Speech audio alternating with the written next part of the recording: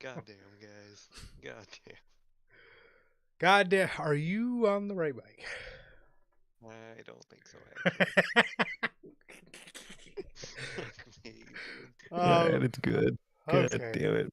We fucking Triple H, man. They just Oh my God, they're cooking me, dude. brother. They're They cooking me, cooked man. me today, bro. They cooked me tonight. They're cooking the fuck out of me. Oh man. You know, uh, uh man, I must say, bro. I'm so, jeez. God, okay. The only thing on my mind now, again, this is coming from me. I understand maybe not everybody likes this product or watches this product, but here's the thing, bro. This is what you have to combat the fucking Western Conference Finals with. This. Now, again, I get everybody doesn't fucking watch basketball. I get it. But we know WWE loves to move with the mindset of, we're going up against, fucking Disney or Basketball. Monday Night Football or the NBA Yeah. playoffs. This, this, what we got tonight is this is what we got to come back. This is what we got to come back against the Western Conference Finals with. This shit show that we watched tonight. This is what we're rivaling San Antonio and Oklahoma City with. You got to be kidding me, bro. You've got to be anybody, by the grace of God, anybody that was flipping channels, anybody that does watch both of these products, I guarantee you, once they fucking heard the main event of tonight's Monday Night Raw was Seth Rollins versus Austin Theory, they went right to watching the Spurs Thunder.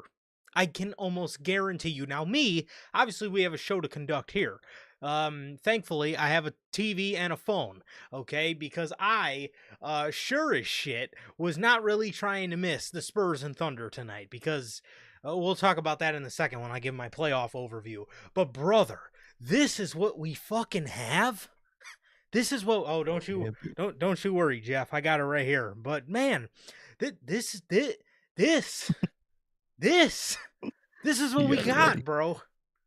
Come This is on, what we have, dog. bro. We have Los Americanos versus Hermanos Americanos. We have Bella and Paige versus Judgment Day. We have Seth versus Theory in the event, bro.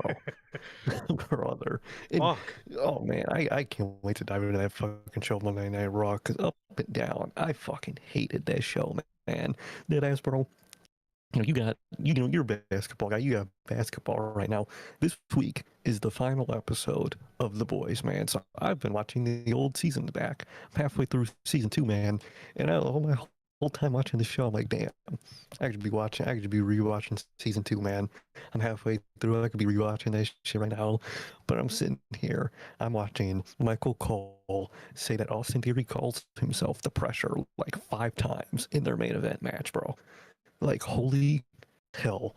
And then the moment of the night, the worst moment of the night, the Open Brock stuff, that was peak. Just that was the thing from WrestleMania that I liked the most. And now all the hope I have for Oba to have a good year in this company is gone completely, bro. I lost all hope with that singular moment right there. I have no hope going into any of these shows now. Clash, no hope. SummerSlam, no hope. We are going to be stuck in a circle of nothingness until we get the most 2 generic matches for the world titles at WrestleMania. I'm so like done with Triple H's product, bro. This shit is horrible. This shit's horrible, man. Yeah, man. Yeah, I seriously fought the urge all night to not put the fucking basketball game up on the big screen because I just wanted to so bad the way this show was fucking going. And then again, what do you know? Like Sir K just said, what do you know? I fucking look up and somebody's attacking Oba, and I'm like, oh cool, they're finally putting him in a fucking feud, and the lights come back on, and I'm like, oh brother. Oh, you gotta be kidding me. You know, man, I they got nothing, bro. They got nothing. They're so desperate. They're so desperate. Is they have nothing, bro. They just have nothing. I mean, what else can I say, man? And man, I mean, on the bright side, bro, we're finally here at episode 300, dude. We're here at episode 300. So how's everybody doing? Thank you guys for joining us. As always, this is episode 300 of Unscripted, and you gotta be fucking kidding me. Oh my god. This is episode 300 of Unscripted. How's everybody doing? OKC scored again. Yes, now they're up. I knew it. I don't even have to watch. I know. Unbelievable. What do we got? A minute 30 left? Brother. Oh man, that's not good. They're only up one, but jeez. Oh! We got a fucking 3 from Champagne. There we go. All right, anyways, this is episode 300. Thank you guys so very much for joining us for 300 episodes of Unscripted. As you guys are seeing in real time what I was fighting all fucking night. If this is your first time watching, you guys do not know the show works. Every Monday after Raw, we are on here with Unscripted, and every Friday we are on here at 3 p.m. Central with the news. Speaking of which, if you guys did miss this past Friday's edition of the news, you guys can now find that live on all platforms. That is Spotify, Apple Podcasts, and if you want to see it first, join us live right here on YouTube for the news at 3 p.m. Central, man. So, also for the pay-per-views for both WWE and AEW, we are live directly after the show goes off the air with the official post-show review. With the official post-show reviews for the pay-per-views for both WWE and AEW.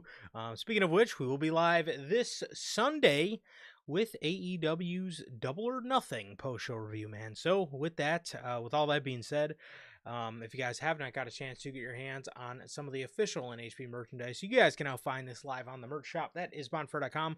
Links at the top of the description of this very video, man, where you can find this beautiful piece of NHP merchandise, the brand new slept on design, as well as all the other OG designs live on there as we speak, man. And with that being said, if this is your first time watching and you do not know who we are here at Notorious Heels, I am Johnny, one half of the host of this very show. And as for the other half, we got my man Sir K here. Sir K, go ahead and let the people know what it is you are smiling about today.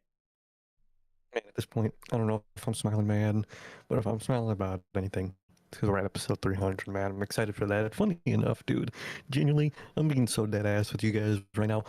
Before the Brock shit happened, and we'll get to that, but before that happened, I was sitting here watching Raw, and all I was thinking was like, man, they're about to give us the most boring episode 300 of unscripted material I could have ever thought for. And you know what? In a weird way, the wish came true, but in the worst way possible, because TKO and Triple H were like, okay, you know what? You want something to talk about for episode 300? We'll give you something to be mad at, man. So, good old Triple H. He's great at giving us something to be mad at for Unscripted, man.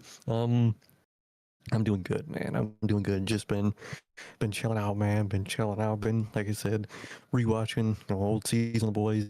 Final episode is Wednesday, man. And don't really have a soul to in wrestling right now. I like the Death Riders and Ospreay stuff. Very good. Darby's been putting out good matches. That's about it. Other than that, nothing else is fucking going on. I seen somebody say the other day, I think it was supposed to be like an unpopular opinion tweet. It was like, I retweeted it. It was something about, it said something about, Moxley and Ospreay have the best storyline in wrestling right now, and I actually fucking agree with that.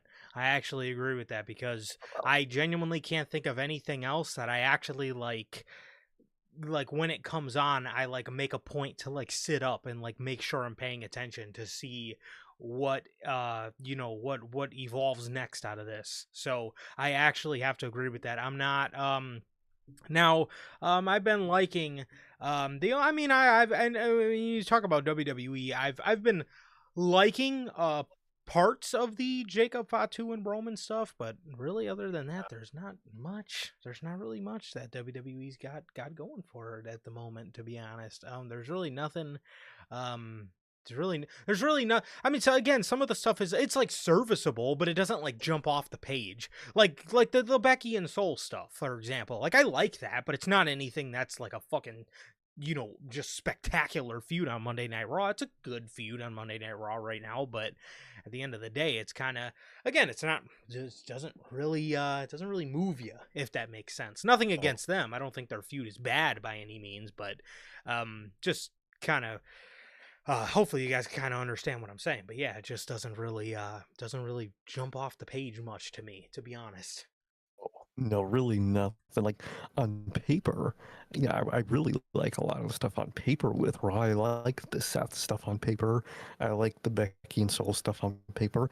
I like parts of the Roman and Fatu stuff, kind of up until tonight was a big strike for me. But other than that, I think they have the mold for a lot of cool stuff, like all the stuff I listed off, but they really don't mold it into something I care about half the time, especially when you look at the Seth stuff.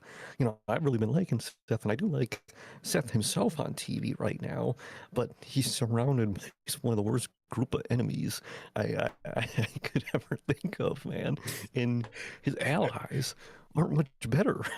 So I'm like, Soul and Becky, those two I think could really cook, but you could tell Triple H just threw those out there just to have a segment and fucking move on with the show. I mean, a lot of the stuff they could be really good, but WWE isn't putting any stock into it themselves, and you could really feel that during Raw tonight. I gotta be honest. And SmackDown, I don't think SmackDown has a single positive thing about it at this point in its existence, man. It has Gunther, I guess. I guess he's probably gonna lose, but they have him, I guess. Other than that, SmackDown is fucking. You might as well just can it. Yeah, man. Yeah, we are here. 300, man. I'm excited for 300. Crazy, unscripted 300, man. Shit is wild, man. It felt like we just did fucking, just NHP 300. Now we're on unscripted 300, bro. Shit's unreal, man. It's unreal, and man, what a journey so far, man. And look what they blessed us with for episode 300. Oh, Triple H, man. Triple H and TKO, they know how to bless you, man. But I'm doing good. I'm doing good. Like Durante always asks, how's life? How's the family? Life's good. Family's good. How is everybody doing in the live chat? I was watching the replay. What about you, bro? How are you doing? Well, it all depends on the next 20 seconds of playtime, to be 100% honest, because, but, brother, let's fucking go. Okay. Oh, God, I'm sorry, dude, I'm shaking, bro. I'm shaking. I need the Spurs to pull this out, bro. You need some swerves, dude. Man, that's how interesting, wrestling is right now, man. That this man is watching the game, and genuinely, that's more exciting than whatever fucking happened on Monday Night Raw. Like Jeff says, you can't complain, dude, because what do we go out to sit here and talk about? I can't think of a segment on SmackDown.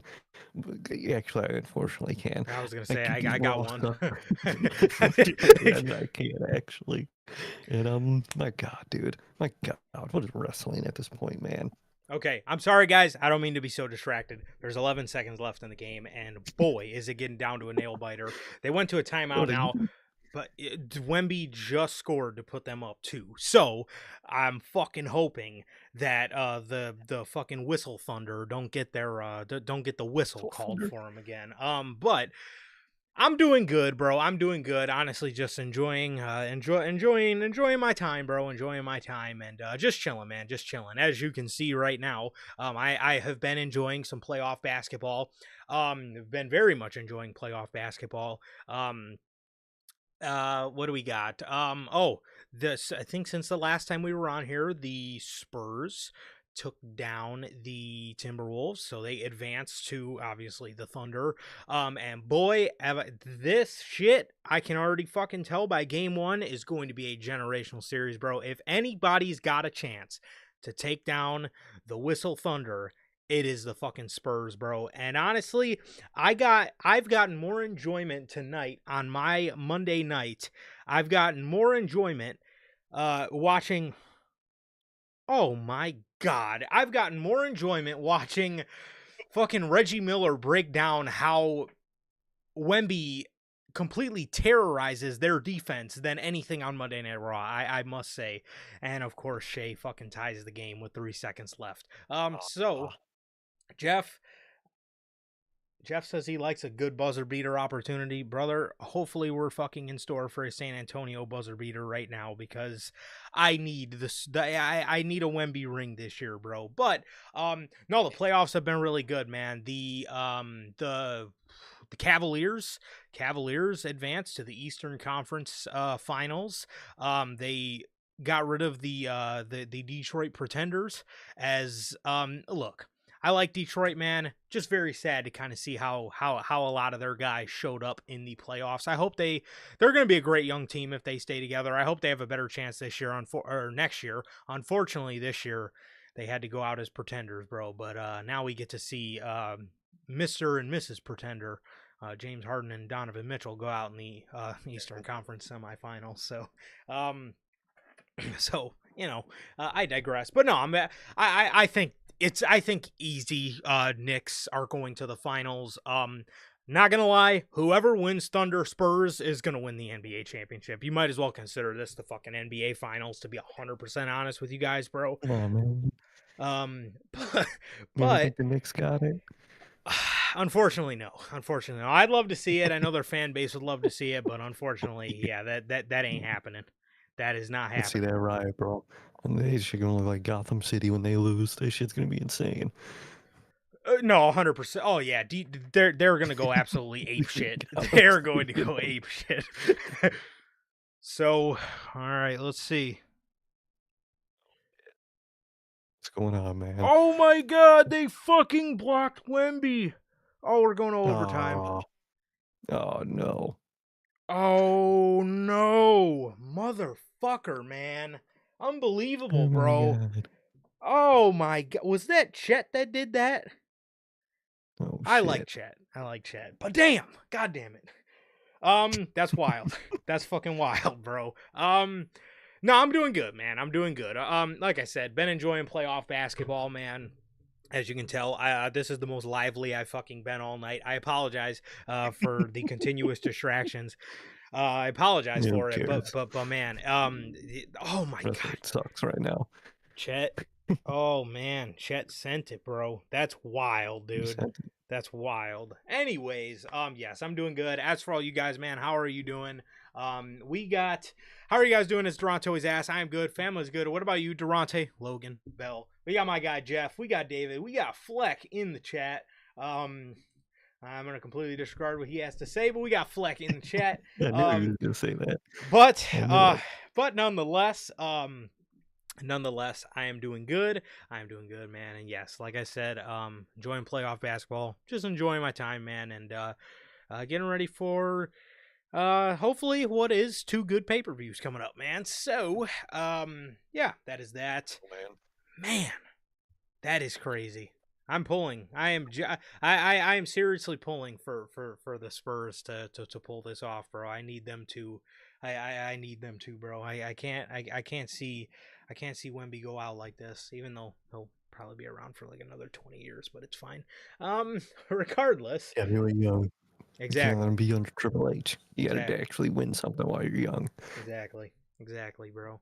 But yes, I know I was kind of distracted when I was saying it the first time, but legitimately, the most excitement and the most hooked I've been to anything on a screen all night was the breakdown of Reggie Miller breaking down how Wemby absolutely disturbs the OKC defense with his ability to do everything. It's insane. And then I flip over to Monday, or I look up and I see Monday Night Raw, completely disinterested in whatever I'm watching. That is again, like I said in the open, bro, this is their fucking attempt at combating the Western Conference Finals. That is fucking laughable. That is fucking You laughable. didn't pop up. You didn't pop up in excitement when the Whata guy showed up for their ad.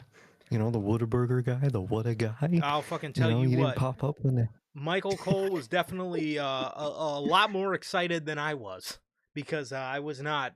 Oh man, He he was had going. DoorDash He though. was going fucking nuts. He was going nuts as if the final boss just walked down the aisle, bro. He was Oh my absolutely. god, Oh my god! It's the what a one. It's the guy! one. What a guy! What a You guy! know, dude, What a guy! he's got to go to SmackDown, and they could have Wepa guy. Come on, man. Fuck. Come on, I think I'm cooking here. I No, think I'm cooking here, guys. I don't We think got to so. do that. I I don't fuck think with so. that heavy, bro. We got to get that on SmackDown. Wepa guy. I fuck with that. You're not fucking with that? No, I'm not. What? I can't say Come I on, am, man. bro. I can't say I am. I like Wepa guy. No, I can't. I can't deal with the regular Wepa guy. You mean to tell me you want to put a guy in a costume now? But imagine, but it fits because it's Damian Priest working for DoorDash. It's what he should be at the whole time. You know what I mean? know what? So it makes sense. You know what I mean? Yeah, See? that makes a lot of sense. Actually, See? I like that. That makes a lot. That's his real career path, to be honest. That is a real career path. Absolutely ridiculous. Also, for my basketball people, they announced today SGA has won his second back-to-back MVP. Don't know how I feel about it. I like Shea. I do. I think Luka or I think Wemby could have been a pretty good candidate for that. But again, I don't hate SGA winning it. I hate certain things about it. I don't like how he has more MVP awards than Kobe Bryant, but I kept seeing that stat all around today, and that's something that definitely makes you look a little sideways. But regardless, I don't know how I feel about it. Again, I think there is two other guys that could have went to. Not that SGA is a bad option; he's a great player, but and just again, think it probably could have went Wemby's way, to be honest. But it's just me.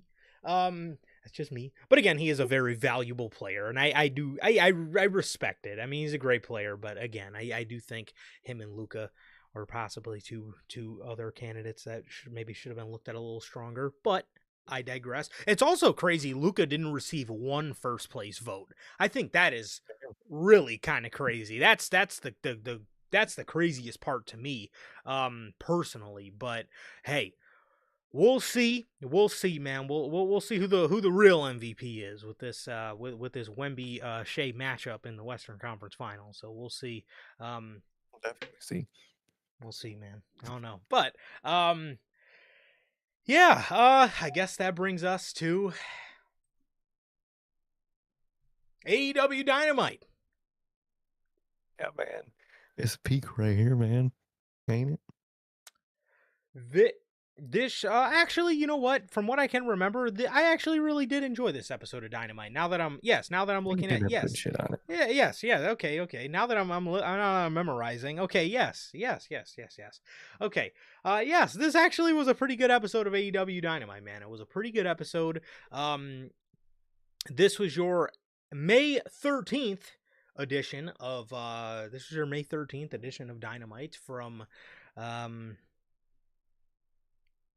oh damn it! I forgot to write down where it was from.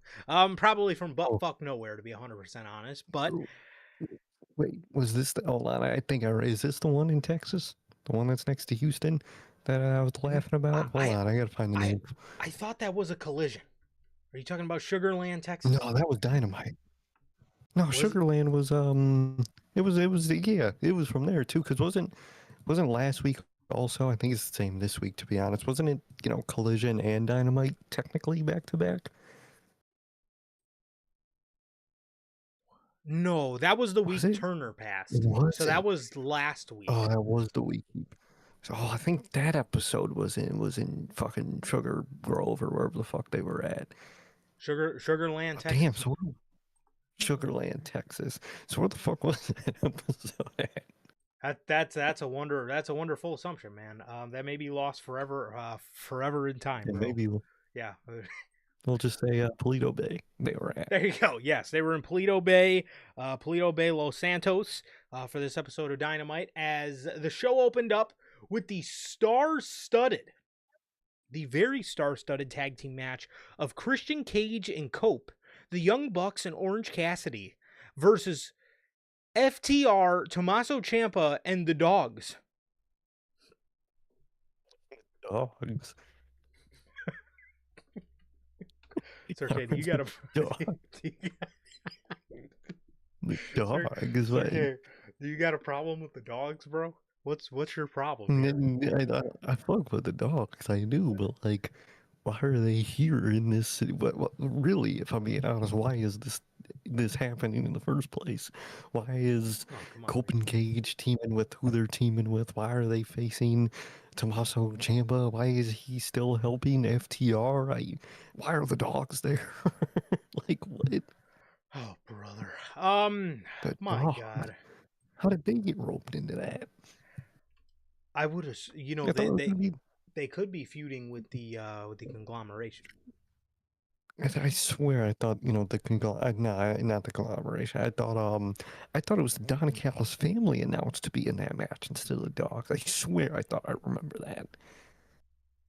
Are you suffering no. from Tony Khan brain rot? I think I might be suffering from some. I think I'm suffering from a lot of brain rot right now from all of wrestling, man. This shit is really hitting me. I think I got fucking wrestling CTE at this point. I think Raj is hitting me on the head with a chair, and I think I'm seeing stars a little bit. Oh, come on, man. Well, we did get we did get Christian Cage, Adam Copeland, and the Young Bucks and Orange Cassidy defeating FTR, Tommaso Ciampa, and David Finlay and Clark Connors of the Dogs. Because as Excalibur says, in this match, there are a bunch of combustible elements. Combustible elements. Ooh. What am I watching? A fucking Bill Nye video? What about any? What about any of these fucking guys are? Am I performing the science fair right now? There's a bunch of combustible elements in this match. Walking through a garage with a bunch of fucking gas canisters in it. What do you mean? It's a combustible. There's a lot of combustible elements in this match. What do you mean by that? Is it just people are gonna fight? Because you can say that about literally anything in AEW. That's the whole gimmick of everybody. Is they're all down to fight at any moment. That's the whole gimmick of the whole company. As soon as this shit got started, this is one of the first things Excalibur said. There's a bunch of combustible elements in this match. Yeah, really. Elements. All right. Really now. I don't even know half of these guys' affiliation to one another. What do you mean they're combustible elements? Like, obviously, you have Cage and Cope and FTR. FTR and Ciampa still have no idea why they're fucking friends. I guess the Dogs and Orange Cassidy kind of make sense because they feuded with them for like a week. But other than that, like, what is combustible in this match? I think with Ciampa and FTR, I think it's just some black and gold memories which brought them together, and we're like, you know what, man, let's just fucking hang out at this show, man. Tony Khan don't mind. He'll fuck with it, man. Still doesn't make sense on AEW television, but makes sense to these guys, I guess. And Young Bucks are just there also. Oh, brother. Well, the baby faces won, as again we got Cope and Cage. We got Cope and Cage. Hey, we got Cope and Cage, Young Bucks and Orange Cassidy defeating this group of heels that are just a bunch of combustible pieces. All right, so combustible pieces here, man. The most random 10-man on the planet ended with the baby faces on top. So, and next up, we have a video of Will Ospreay with the Death Riders. All right, this was the best part of the night. Will Ospreay is training with the Death Riders. Moxley is teaching him how to apply a bulldog choke. While he's applying it to Wheeler Yuta, Will Ospreay is doing a neck bridge to strengthen his neck. And Moxley gets up and he asks Will, "How's your neck?" Will says, "To be honest, it's the best that I've felt in a while." Moxley, then looking off in the distance, asks Will if he remembers the night he won the best of the Super Juniors. He tells Will, "Life has changed since then. Family, responsibilities. But I'm here to let you know through all that, it seems like everything has changed. And it seems like you might not be able to fly anymore like you once did. But I'm here to let you know, in reality, nothing has changed. You're still a bird, you can still fly, but now you are a bird of prey. You move with more purpose."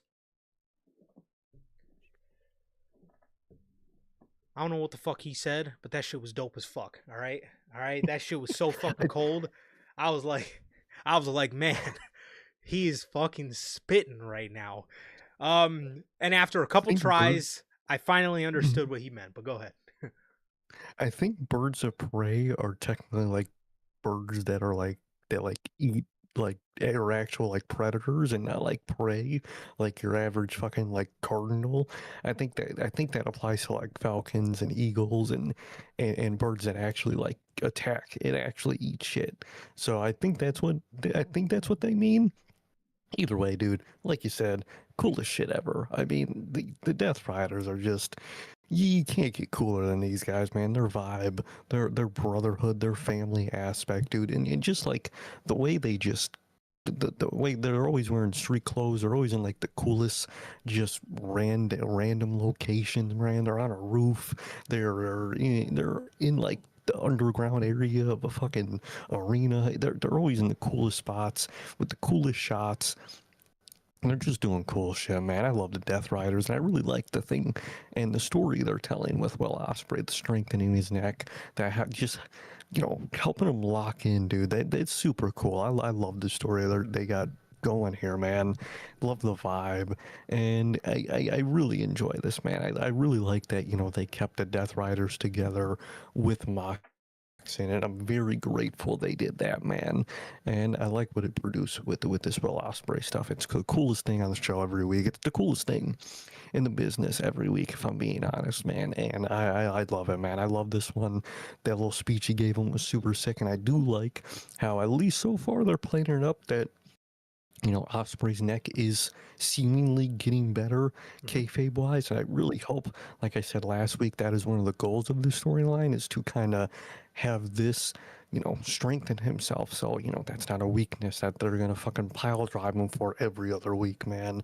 I like that a lot. I really do, man. And I like with the segment, it was super fucking cool, and I can't wait for the next one. I say that every week.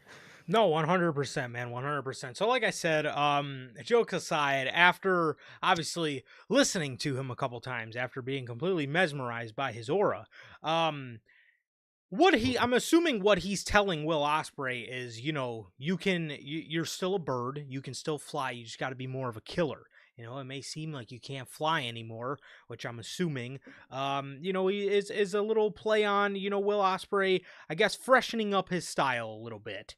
Again, becoming more of a bird of prey, having more of that killer instinct to him. I love it, man. I love it. Like Sir K just said, man, to me, this is the best. I know, bro. This game is killing me, man.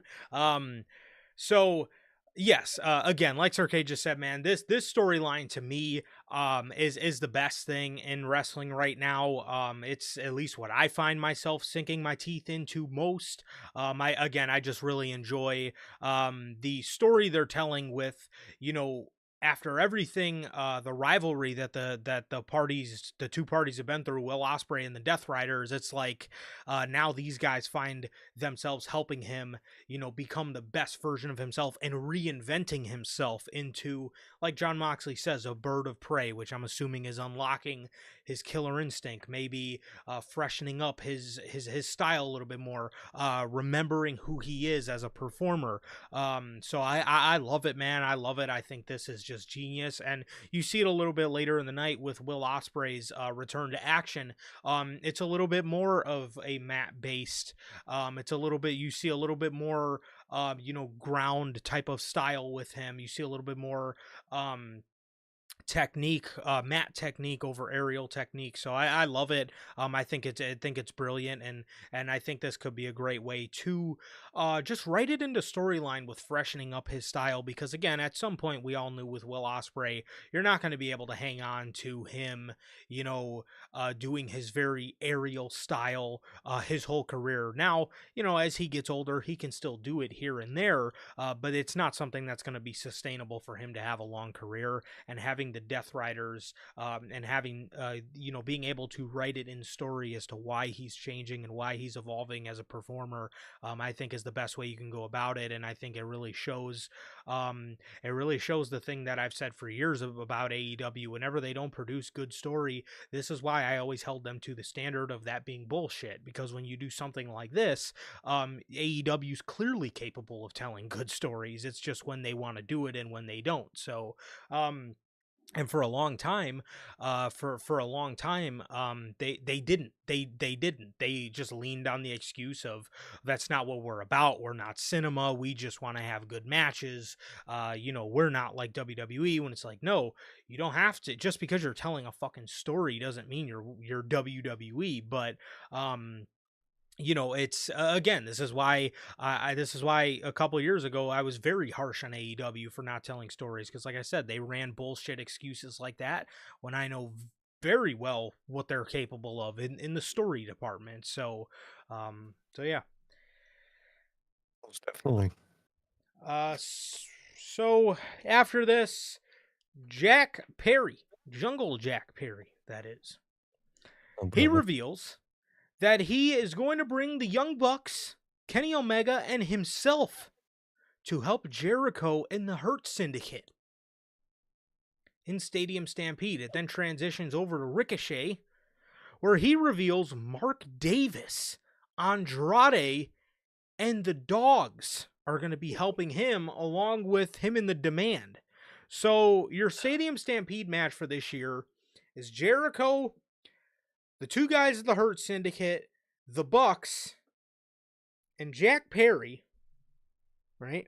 And Kenny Omega, so that's 7, against Ricochet, Mark Davis, Andrade, the two guys of the Demand, and the two guys of the Dogs. So that's 7 on 7. God, Mark Davis. Mark Davis, bro. Like, Mark Davis, really? He's got to be in there. Dangerous Doyle or Dangerous Davis, whatever his fucking name is, dude. Oh, brother. They Tony, you could tell this is a Tony Khan flavor of the month, man. You could tell. Oh, he loves Mark Davis all the fucking sudden. Don't quite understand. However, I mean, Davis is a good performer, man, but like, he's where not does bad this come at all, from? but like, Exactly, bro. Like, out of all the energy to put someone with, or just to do, something with somebody, you pick Mark Davis respectfully, man. You could do that with a lot of people on the roster, man. You could do it with Speedball Bailey. You could do it with just a lot of people, man. And Davis probably wouldn't be at the top of my list, man. Personally, again, no hate to the guy. He is good, but like, what? No, 100%. 100%. And it's like, again, Davis isn't a bad performer by any stretch, but it's just like, you booked this dude for the better part of like 3 years as a jobber. He was a jobber, he was a nothing guy, and all of a sudden, he's the man, I guess. I don't quite understand, but Mark Davis is in this match along with the dogs. I mean, I don't know where half that Kenny Omega's in here. I don't know where any of these fucking people come from. I mean, again, you can have your you can do the typical AEW fan thing and like try to like connect the dots and piece together how Yeah. all these guys They just make shit up. yeah, come together. But like at the end of the day, bro, this makes no fucking sense. It's gonna be a great match. It's gonna be a great match. I guarantee you, Sunday night we're gonna be sitting here talking about how Stadium Stampede was a great match. But I mean, what the fuck? I mean, it just makes no sense, bro. It makes no sense, man. But I don't quite understand. But this is what they went with. Again, I'm sure we're gonna get a good match. But man, you couldn't have made a little bit more fucking sense out of the shit. Would have been nice, I must say. Guess not, man. I guess they couldn't make, like you said, a little more sense out of it. It would have been nice. Again, this, Stadium Stampede is always in that same boat where I put like a lot of these like WWE like War Games type shows is, I'm not going to complain every year that it happens because everyone in this business does that with these type of Yes. matches. They just repeat them every year. But I just ask myself every year, like, you have the setup. You could do so much cooler shit with the setup that WWE doesn't do at War Games, and storyline wise, that AEW storyline wise just never does with like Stadium Stampede or even their Blood and Guts half the time nowadays. I'm just asking myself like, was this really necessary? And again, like you said, the match is gonna be fire. I already know it is. I'm excited for it, but like, I just like if I would just like if like they really use these matches for like a real faction war, and nobody ever does. It's always faction versus random group of random anti-faction people, or in cases like this, it's like two half factions versus each other. It's like two half of like heel factions versus two half of like babyface ally factions every year, and I'm like, you could do so much greater. Especially you have like the Death Riders. You do have like the dogs and shit. You could do, and the dogs' connection to the Death Riders. If they needed allies in a situation like this, you could do so much more. And they never do. Nobody ever does in this business. WWE don't, AEW don't. Storyline wise, they never do their big multi-man special matches the justice that I think they truly deserve storyline wise. 100%. Like you said, AEW, like AEW, like I guess not to like defend WWE, but at least like in WWE's case, 9 times out of 10, they have like have one some faction. faction that's fucking that's Yeah. present. AEW actually has like a lot of groups, whether it's the Dogs, whether it's the Bang Bang Gang, the Elite, the Demand, the Hurt Syndicate. Like they actually have like established groups on the show that like their fan base knows like, okay, these guys are a group, as to where again like WWE, whenever they have them, they don't do this kind of shit either with them. But it's like at least WWE 9 times out of 10 only has one fucking group that they have, or one group that they use properly. Which again, AEW's case, like I said, you have a bunch of teams and you still do like random shit like this. It's like what is what is this heel team, bro? Again, it's the Demand, Mark Davis, the Dogs, and Andrade.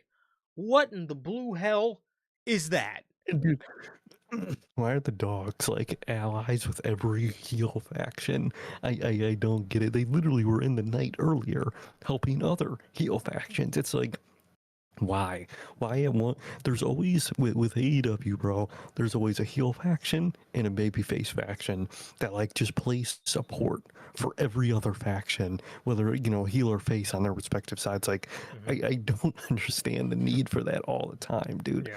Like, dog, you have factions. You could use them. 100%, bro. 100%. So, yeah, those are your announced matches for those are your announced teams, sorry, for the Stadium Stampede match. Next, we have the Kevin Knight Open Challenge. Jeez. He's already back to it, man. He's ever like, you know what? open challenge. Man. Genius, man.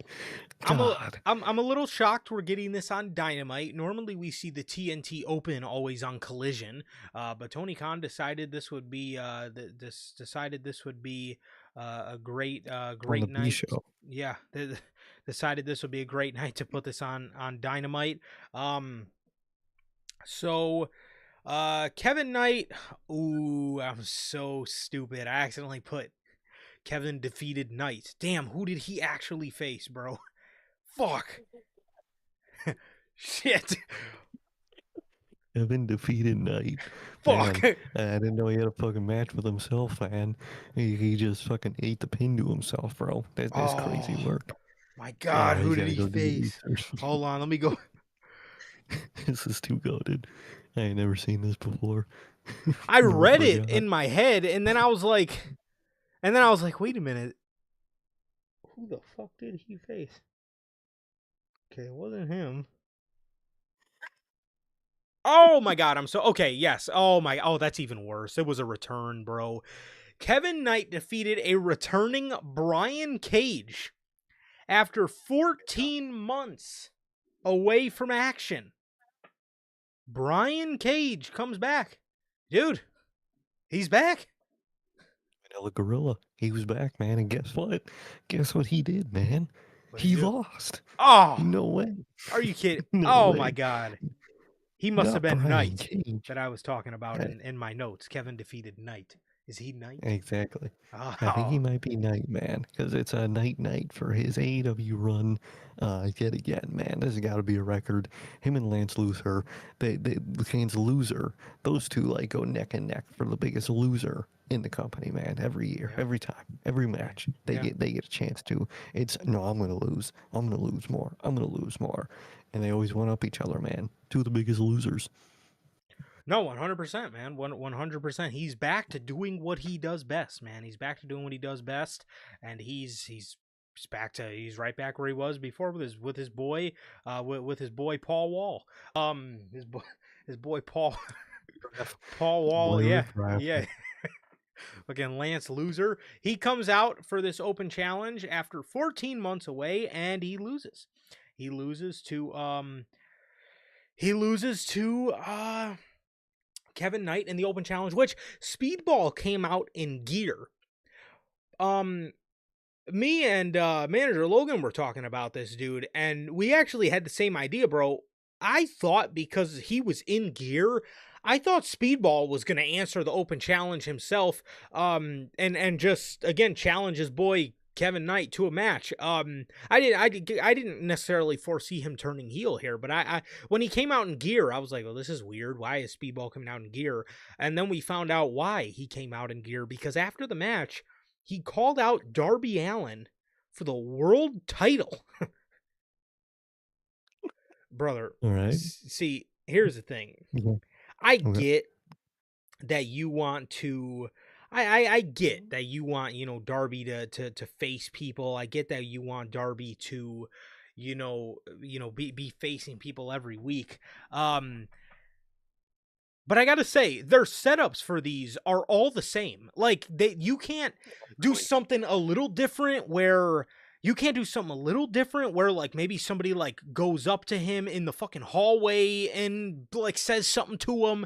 Everybody's just out there after their match and says, Darby, I'm coming for you. Or in Okada's case, he fucking basically says, I don't want this piece of shit. I want your title. So gotta love it. Especially him coming out like kind of riffing around Kevin Knight. You could have done so many things. You could have had one scenario where maybe he does come out to face Knight, but Vanilla Loser and Paul Wall attack him, so so their group can take that spot, and maybe Darby offers him a chance to face him afterwards, or maybe he's pissed in the back and he's looking around, looking for somebody to, they don't have a GM, so you can't say he's looking for the fucking GM, unfortunately. But he's pissed, and he finds Darby, and he's like, I was gonna go out and challenge Knight, but since you do the way you do, how about you, man? How about next week? So you do so much cool shit, and they just kind of choose not to, man. And it's like it's so frustrating because you could do shit like that, man. You could do shit like that and it'd be really cool. 100%, 100%. So Speedball versus Darby Allin, I believe, is this upcoming Wednesday for the AEW Championship. It is As Allen versus Bailey. Speedball Bailey versus Darby. Darby. So should be a great match. Did you see, man? Darby Allin, he passed out during his title defense on Collision against Sammy Guevara. He passed out mid-match, and then he just, got up to win the match. Fucking Sammy looks great, man. But I mean, if I had to face Sammy Guevara in the year 2026, I probably would have passed out too. Well, man, I saw a thing today, and it was like some like one of those boohoo Sammy, I wish he was better or something. It was one of those things where it's like, you could do so much and never be forgiven, and he did so much to be I forgiven seen that. for all the I seen that too. It was like, it says something like Jesus forgave him, but the people didn't. Yeah, I seen that too. Like, dude, the main example of that guy's tweet was like the Mercedes stuff, and like, bro, that's not even what people were pissed about him for, because it was that, but then there was like 3 things afterwards that I don't even remember that he did. Like, dude, the problem with Sammy was he was fucking up and fucking up and fucking up, and he did it like 5 different times, man, and Mercedes was like number 3, and then he did it like 2 or more times afterwards with other shit. He it's his fault. He's one of those people. He was his own worst enemy. He Matt Riddled himself. He screwed himself over, man. But the fact that he still got a match against Darby was fucking funny to me in a way, just because, like, this dude was considered one of the pillars, and man, look what happened. But Darby did pass out, man. You think it would be great storytelling to, maybe have him pass out after he defended his title. But just pass him out in the middle of the match, wake up and complete the match, man. He's just great. Way to make Sammy look great. Well, isn't he like your ROH champion or something? Or isn't he some type of ROH champion? What the fuck is he? I think so. Is he an ROH Isn't he in La champ still Facción or and something? Gobernable still? Oh my god, I think he is in that group. Oh, brother. God. Yeah. So that's a great way to make Sammy look. No, 100%. And then that's a great point you bring up too. I seen the tweet you were talking about, and it was like, it's like you again, people fail to realize, like, people did forgive him for the Mercedes stuff. At least, I'm sure a lot of people didn't, but like at the end of the day, he went to his sensitivity training, he did what he had to do, and he never said anything like that again. Which again, I mean, I feel like he should have a right to be forgiven for that. We all say and do dumb things, and he never repeated saying something like that again. But what Sammy did not get forgiven for was the continuous fuck ups and the continuous backstage drama we would hear about him in. And I think the final straw was the whole Jeff Hardy concussion thing, where the referee was trying to stop him, but he completely ignored the referee's discretion, and then he ended up getting suspended for it. I think that was the real final straw for him. And unfortunately, man, things didn't end up going the way. And then too, you can also blame a lot of Sammy's downfall on the creative, bro. He was constantly stuck in what is known as the Jericho vortex. He never stepped out of that. They put him in a heel Don Callis family role, and then he just ended up fading out, man. And it's just, again, it's it may very well just be a case of you fucked up so many times where you were, and if you and AEW still have a good relationship, obviously there's some tarnish there, so maybe some time apart may just be best. Maybe it would be best for Sammy to look into going to an NXT for a couple years and then maybe retrying AEW, because Tony, at least from what we know, Tony liked him. Tony probably just got fed up with him the same way Tony likes Britt Baker, but just got fed up with Britt Baker because you can only give people so many chances before they betray your trust. At the end of the day, the guy's got a company to run, so he's got to put He that does. above any single person. 100%. So, hey, that was that's again, it's an unfortunate situation, but yeah, Darby Allin, what certainly doesn't make him look any better is Darby Allin fucking passing out and then waking up and beating him. So you gotta love that. Schmuck. As I gotta announce before we move on to these Owen brackets, brother, Area 51 has taken over Oklahoma City. Pretty tough, bro. Pretty tough. Spurs take game 1. As I gotta say, this is gonna be a fucking series, bro. This is going to be a fucking series. We got the next game on Wednesday. AEW, you better have some good shit lined up, or else I will be flipping channels. But man, honestly though, their games air at about 8:30 or 7:30. So by the time the 4th rolls around, Dynamite will be over by then. So, I was gonna say, this is Dynamite. Yeah. He never puts an actual main event match in the main event. It's gonna be the most random shit ever. Yeah, 100%, 100%. But yeah, hey man, Spurs take game 1. Very happy with that. Very happy with that. Oklahoma takes their first loss this postseason, which is wild, man. Which is wild. Damn. They're a fucking great team, but so are the Spurs, man. So are the Spurs. Wemby had 41 tonight. Bro, that dude's going to be a stud. That dude is going to be a fucking stud. I'll tell you what, man. Wemby jersey loading, bro. I must say. In the near future. Not now, but in the near future. Man, that dude is fucking phenomenal. He's amazing to watch, bro. So, that moves us on to the Owen Hart bracket. Starting off with the women.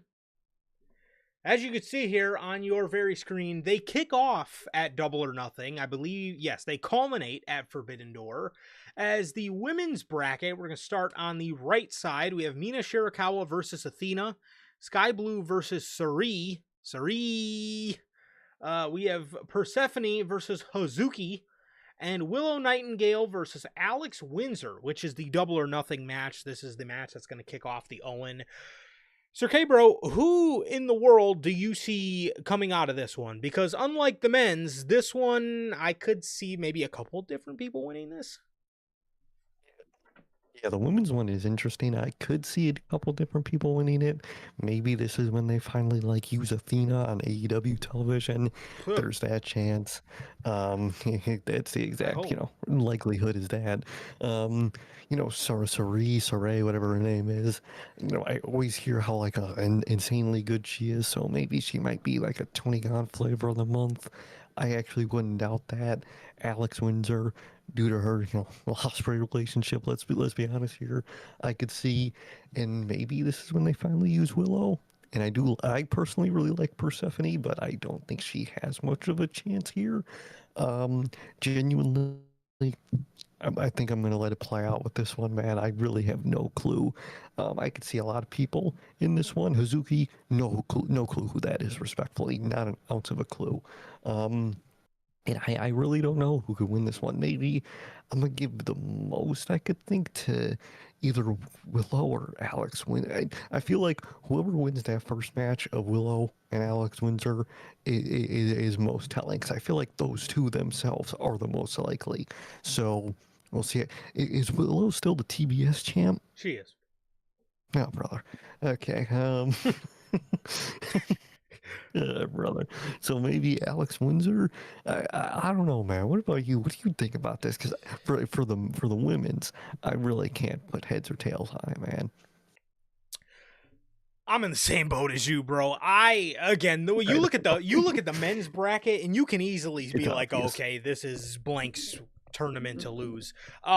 Here, to be honest, bro, if you are looking at the men's tournament, and if you look at who's gonna win it, which I'm thinking Will Ospreay, I could see Alex Windsor winning the women's tournament, and then at All in London, they both get crowned. Celebrate.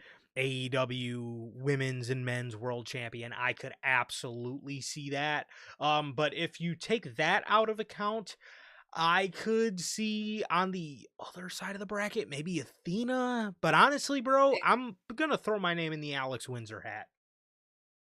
I think Alex Windsor is the most likely. I would say the other person, I would say maybe Athena, and I would really like Athena. Maybe, you know, this is completely off base and completely a random side note. There's those Mercedes rumors about her being pregnant. No clue. That's not my world to speculate, man. So if she's not, maybe it could be Athena to set up that, big rematch in some type of way. Maybe Athena gets the world title, and maybe that's how Mercedes gets the world title. I wouldn't be shocked at that, if I'm being honest. I have no clue, but if I had to put it most likely, I would agree with you and say I could see Alex Windsor, so they could do, the big couple win at All In. I really wouldn't be shocked at that. For sure, man. So, yeah. So that is the bracket for the women's side of things. Moving on to the men's, they did show off, obviously, the men's bracket here.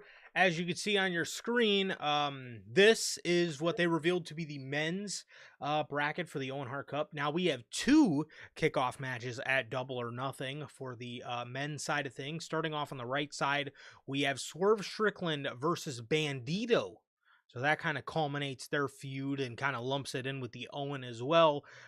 We have Claudio Castagnoli versus Brody King. Wonder who's going to win that one. We have Dangerous Dunkzilla Mark Davis versus Jungle Jack Perry. And then also at Double or Nothing, we have Samoa Joe versus Will Ospreay. Sir K, I don't think I have to ask you this, but predictions on this one. I think this one is a little more obvious, which is low-key my problem with the men's Owen this year is it's a little too obvious, and I would like some bigger names swapping some spots, and I'll say who I want those swaps to be, or those spots to be swapped with. I think you probably guess the big two I would swap them with, but I think that the finals is Will versus Swerve. I think that's pretty obvious here. You could do something with Will and Claudio with the whole Death Rider stuff you've been doing. Don't think they'll do that, to be honest. I think it's going to be Swerve and Will Ospreay, which, it's going to be really good, and I think it is going to be an Ospreay win, which I am happy for. I do want him to win it anyway, but man, my only gripe with the men's Owen this year, man, there's two spots mainly. I can maybe say three, but Jack at least has, somewhat of, pillar status to be in there. But man, Mark Davis and Brody King, bro. And I like both of those two guys. I do really like Brody King. We know they're going to fucking lose, brother. Yeah. We know they're going to lose. Even if Mark Davis wins his match, he ain't winning against Will Ospreay. That's just how it is, bro. Even though, actually, I could probably see him facing Will Ospreay for the history there, if I'm being honest. He's still going to lose, but, like, man, I would just like bigger names in that spot. And, the second this got announced, I was already seeing tweets of, me and you complain about these tweets every year of, oh, you're just gonna bury Samoa Joe to Will Ospreay. What the hell? Yeah. I hate the Owen. I have the opposite problem. I want to see more big names like Samoa Joe in this tournament, and it's okay if they lose because they're losing to big names. It's okay that Joe's gonna lose this, that I know Joe is gonna lose this because fucking Will Ospreay. And if it was the reverse, it'd be cool because it'd be fucking Samoa Joe. That's kind of the whole point of the tournament, man. My only gripe, I wish you could put like two either bigger or more higher rising names in that Brody King and Mark Davis spot, man. I would like an Andrade in there personally. I would really like if you like swapped Brody King and Andrade or something for an Andrade or names like that. I would personally prefer in that tournament over Davis and King. Either way, it looks pretty good. Matches are going to be good, and I think it's a pretty obvious Will and Swerve finals with pretty probably obvious Will Ospreay win, which isn't a bad thing. But what about you? Yeah, I was gonna make the joke. AEW or they're finally leaning in to the people that constantly complain.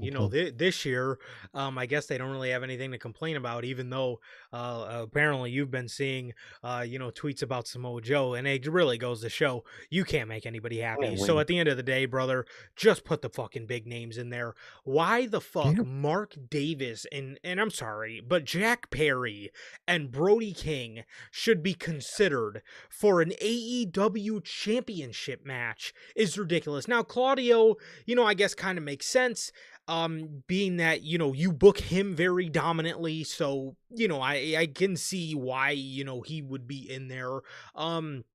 Honestly, if I would have booked this my way, I honestly probably would have done a Ospreay versus Moxley final. I think that would have been a dope final test for Will Ospreay, as John Moxley, saying, but they could still do that with Claudio. But I mean, if you look at this bracket, they ain't gonna do that. But what they do have in store is Ospreay versus Swerve, and that is even in itself still a dope challenge, because what is another great challenge for Will Ospreay before he gets to the AEW World Championship would be Swerve, which is a guy at this same show, Forbidden Door, 2 years ago in 2024. Will couldn't get the job done. So what better of a challenge against Swerve? What better of a challenge than to have Will's final test before the AEW championship match, finally being able to get through Swerve Strickland. So I think the Swerve final or the Moxley final would have been a great way to go. Again, the Moxley one, if I was booking this whole thing, I think that would have been cool. But Swerve, I think, is also another great option. Again, I do have the same gripe with you. I would have loved to see these spots filled out with a bit bigger, more important names as well. Maybe a Takeshita, even though I know he's got the match with Okada. Maybe a Kenny Omega, to kind of go with his, story of, redemption, but I'm sure they'll probably capitalize that in on the redemption show itself. But, again, I would have liked to, again, just see bigger names in, or at least more important, maybe like a Tommaso Ciampa would have been nice. Just names that, again, people care about more. So, there is that. But if you look at this bracket, bro, it is a very obvious Will versus Swerve final. And I do think this is going to finally be the year where Ospreay takes it all the way to London and cashes in his Owen Hart tournament victory to win the AEW championship, man. So I think that's how it's going to go. And I'm actually very excited for it, man. So pretty dope here that we are. It looks like we are finally getting our Ospreay title win. Again, the women's bracket looks a little bit more unpredictable, man. But so I do like that. But the men's bracket, although it looks, I'm sure there are going to be great matches, just looks pretty predictable as to kind of who's winning that whole thing. But yeah, so yeah, that is that is that, and those are your Owen brackets. Speaking of the, I'm assuming the winner of the Owen this year, Will Ospreay, return to action, facing Ace Austin. Are you laughing? No, I'm definitely not laughing at him. No. No. I would never laugh at, a talent that kind of end up meaning nothing after they signed to AEW. But, no, I'm not laughing. Wow. Yeah, Ace Austin hater here. Will Ospreay defeated Ace Austin with a arm breaker, which is, again, very unlike Will Ospreay. You start to see, like I was mentioning with the Death Rider stuff, you start to see more of a mat-based style for Will. A little bit more stuff we're not used to from Ospreay. Afterwards, we have the Ops. Katsuyori Shibata, Samoa Joe, and Anthony Bowens coming down to the ring to press Will Ospreay They were about to gang up on them. And the Death Riders just have the most aura save you can possibly imagine, bro. Badass stuff here. Absolutely badass stuff here. The Death Riders come out there. They fucking booked it to the ring. They surrounded the ring, and when the Ops went to get in the ring, the Death Riders then acted like they were going to step in the ring, signaling that they have Will Ospreay's back, as this led Will Ospreay to giving a nice little grin to Mr. Jon Moxley, bro.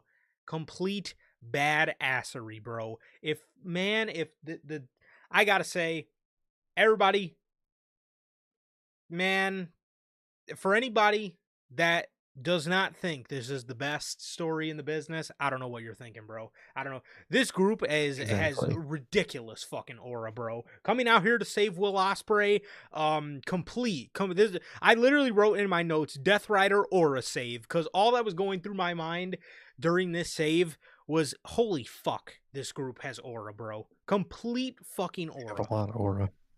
Insane aura of this group, man. I like the story. Love the save. That little link was so dope, man. And I mean, that's just cool shit, man. Coming out there to fucking have his back, man.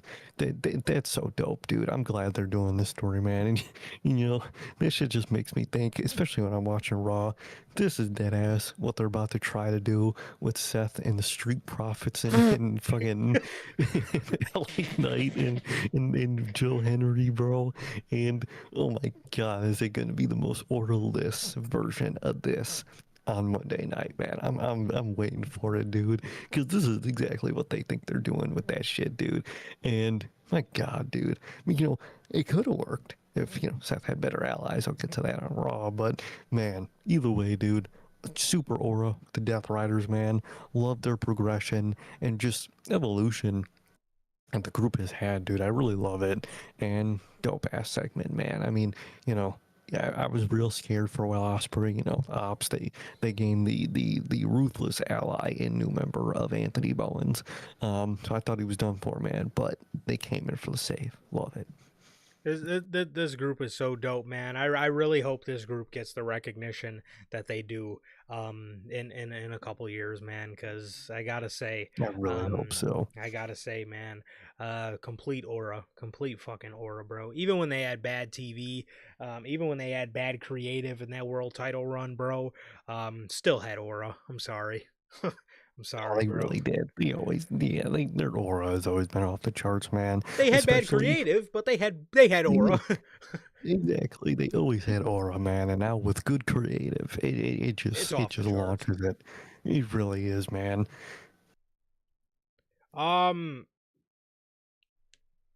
We have so we had the Death Riders saving Will Ospreay in a dope ass moment. We then have the Brawling Brutes and Hikaru Shida versus the Triangle of Madness.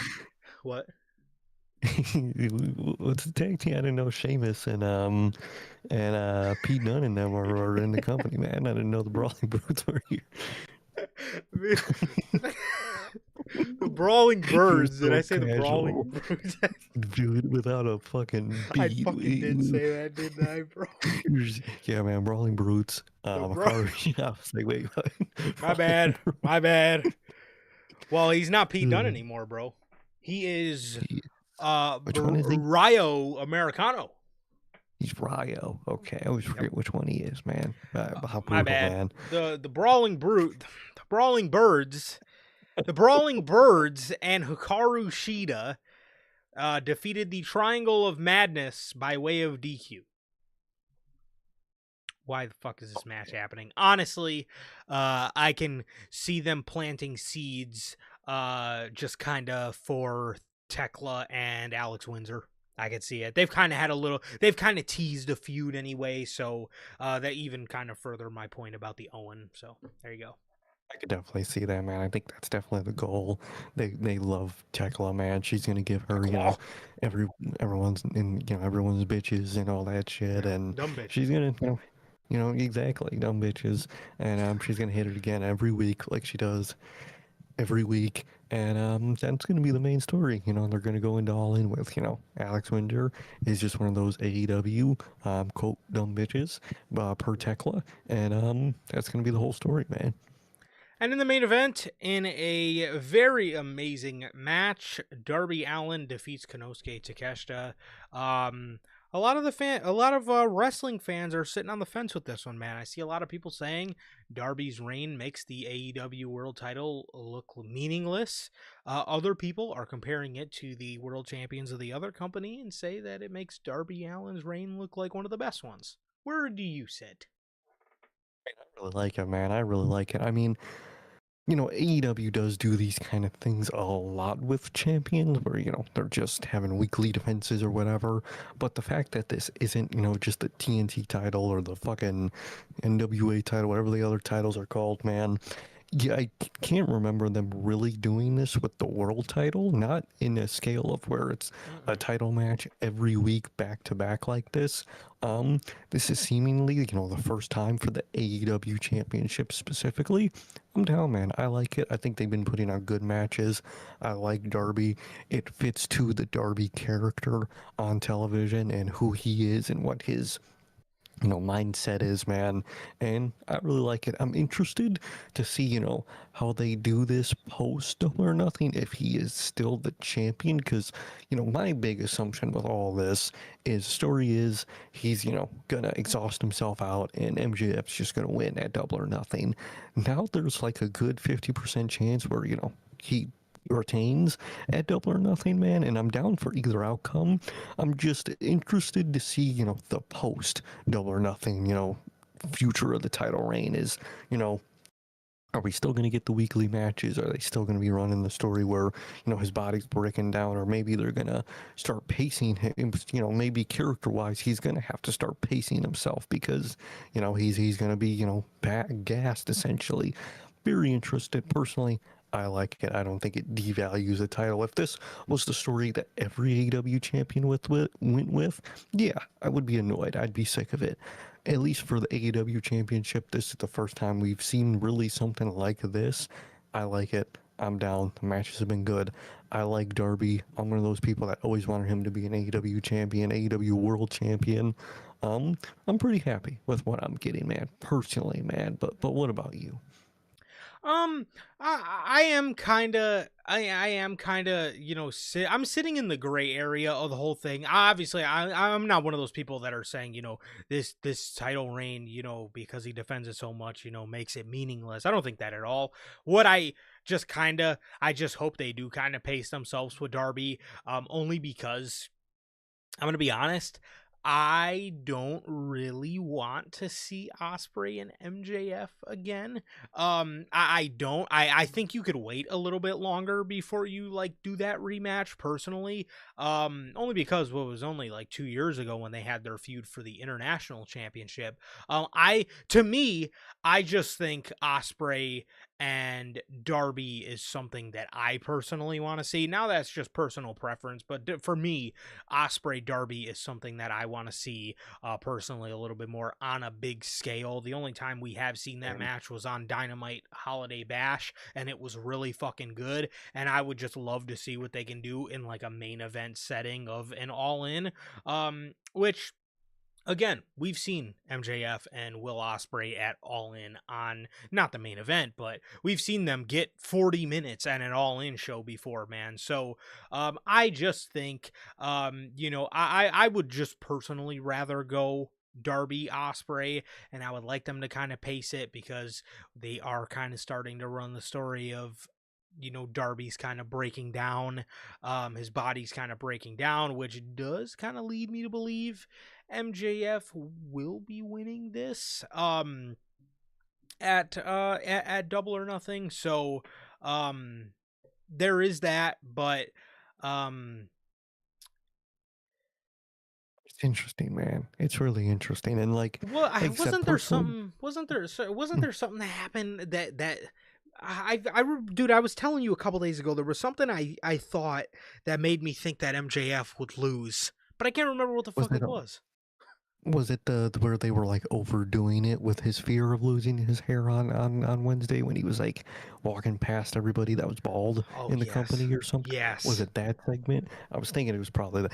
Yeah, I was in the same boat when I saw that segment. I was like, they're hammering it too home or too much on the head that like this is his biggest fear and they're like scared this is gonna happen and all that stuff. And personally, I'm in the same boat as you. I actually would prefer to see Darby and Osprey, especially you're building this whole, Osprey's gaining this, edge to him, not in a heel way, but more in just, an in-ring mat kind of way. And it would be very cool to see that, to see him having to basically use the killer instinct. He's finally like regaining on a good friend who is still his friend in the moment of the match.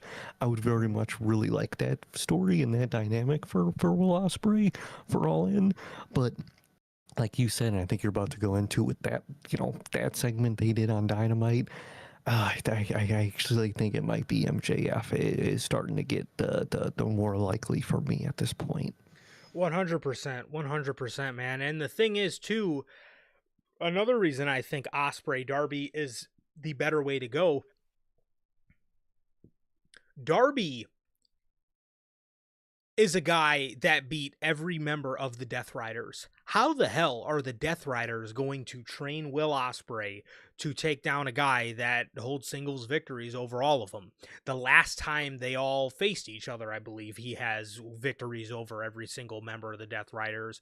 And then, too, Ospreay and Darby plotted against the Death Riders last summer. So I think the feud would be really cool of Darby having to face a guy who, again, is affiliated with the Death Riders, man. I really think that is a dope way to go.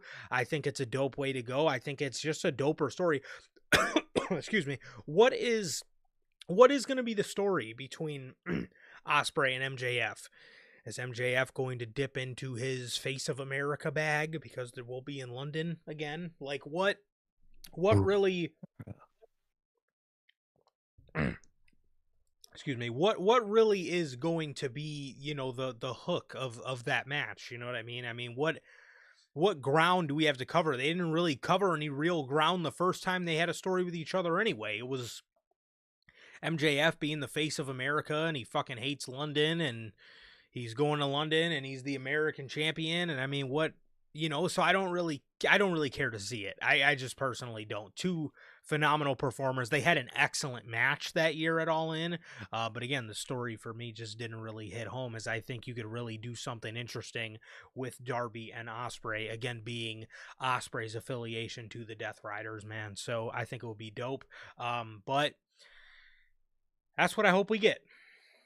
I really hope we get that because, like you said, they could do so much with, Darby feeling betrayed with Osprey. He could tell him, those guys are the ones that took me off the map, and you're helping, they're helping you, and you're becoming like them, and you just do a lot with that in that dynamic. And I would very much prefer to see that, man. But I think they are gonna go with MJF, at least from Dynamite and Collision with the whole Darby passing out and the whole them overdoing it with MJF being scared of going bald. I feel like it's pointing for an MJF win for me at this point. I could see it. Man. So that was everything for AEW Dynamite, man. Now, moving on here to SmackDown, the one thing we have from SmackDown. But before we get to that, man, we do have a word from the official energy drink of NHP. We got a word from Dubby. Dubby is an energy drink loaded with vitamins and nootropics formulated to improve focus without getting the jitters. Dubby's a clean formula that is sugar-free, 0-calorie, free from fillers and artificial colorings with 150 milligrams of caffeine per serving. You can get your W products today with the link below and code NHP at checkout to save yourselves 10% on your next W purchase.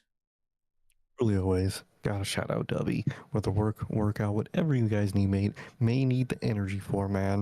No matter what it is, all these pay-per-views coming up, the summer, whatever it may be, man.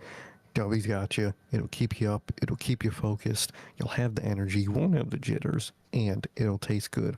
All at the same time. Truly always. Gotta shout out Dubby.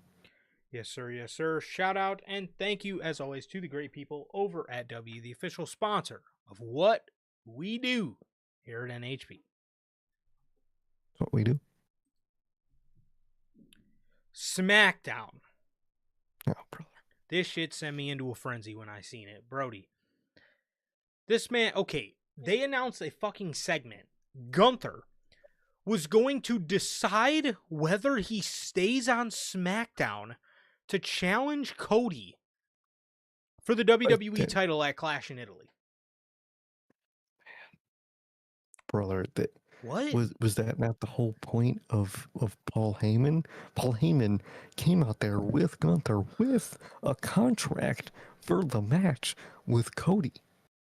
What was the purpose of it? And and especially with what happened during the segment and who interrupted the segment. What are y'all doing, bro? Are y'all not thinking? Does Triple H really have his head so far up his own ass, up fucking Tony fucking what's his name's ass at his comedy shows that he doesn't know what happened the week prior? He's on SmackDown now. That's what Paul Heyman said. Are you just going back on all that already? What are y'all doing, bro, with that shit? That was so stupid. I was so pissed when I saw that graphic. Bro.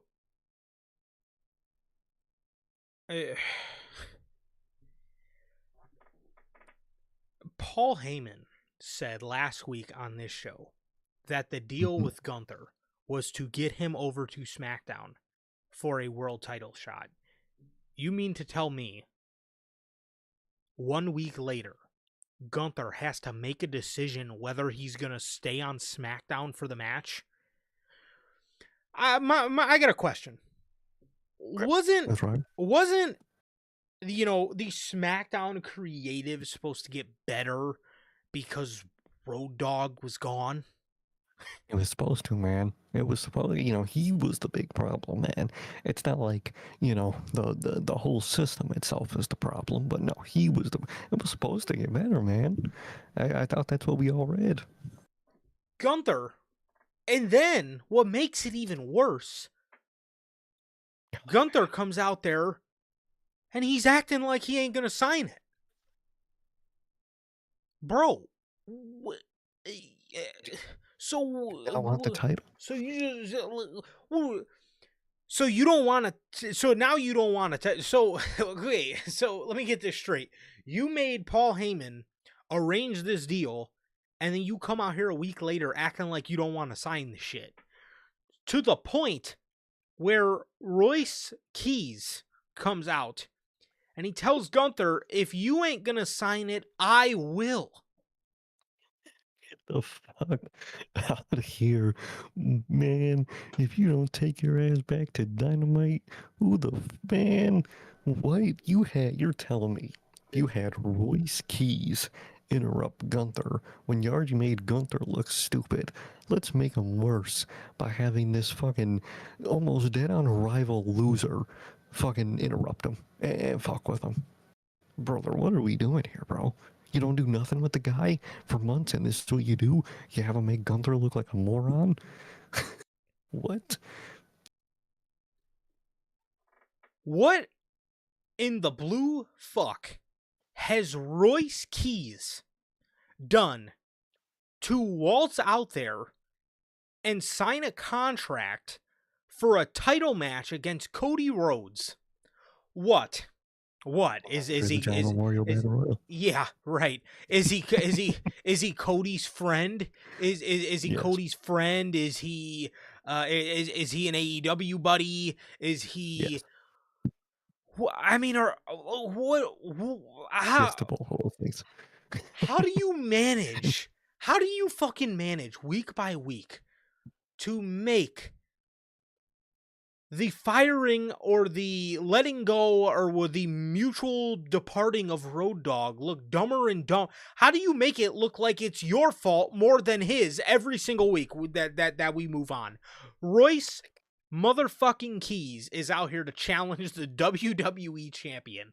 This guy's been on the roster for what, 3 weeks, a month? Dude, and he's done nothing. He was in the company for months at that point, and then didn't debut until after WrestleMania.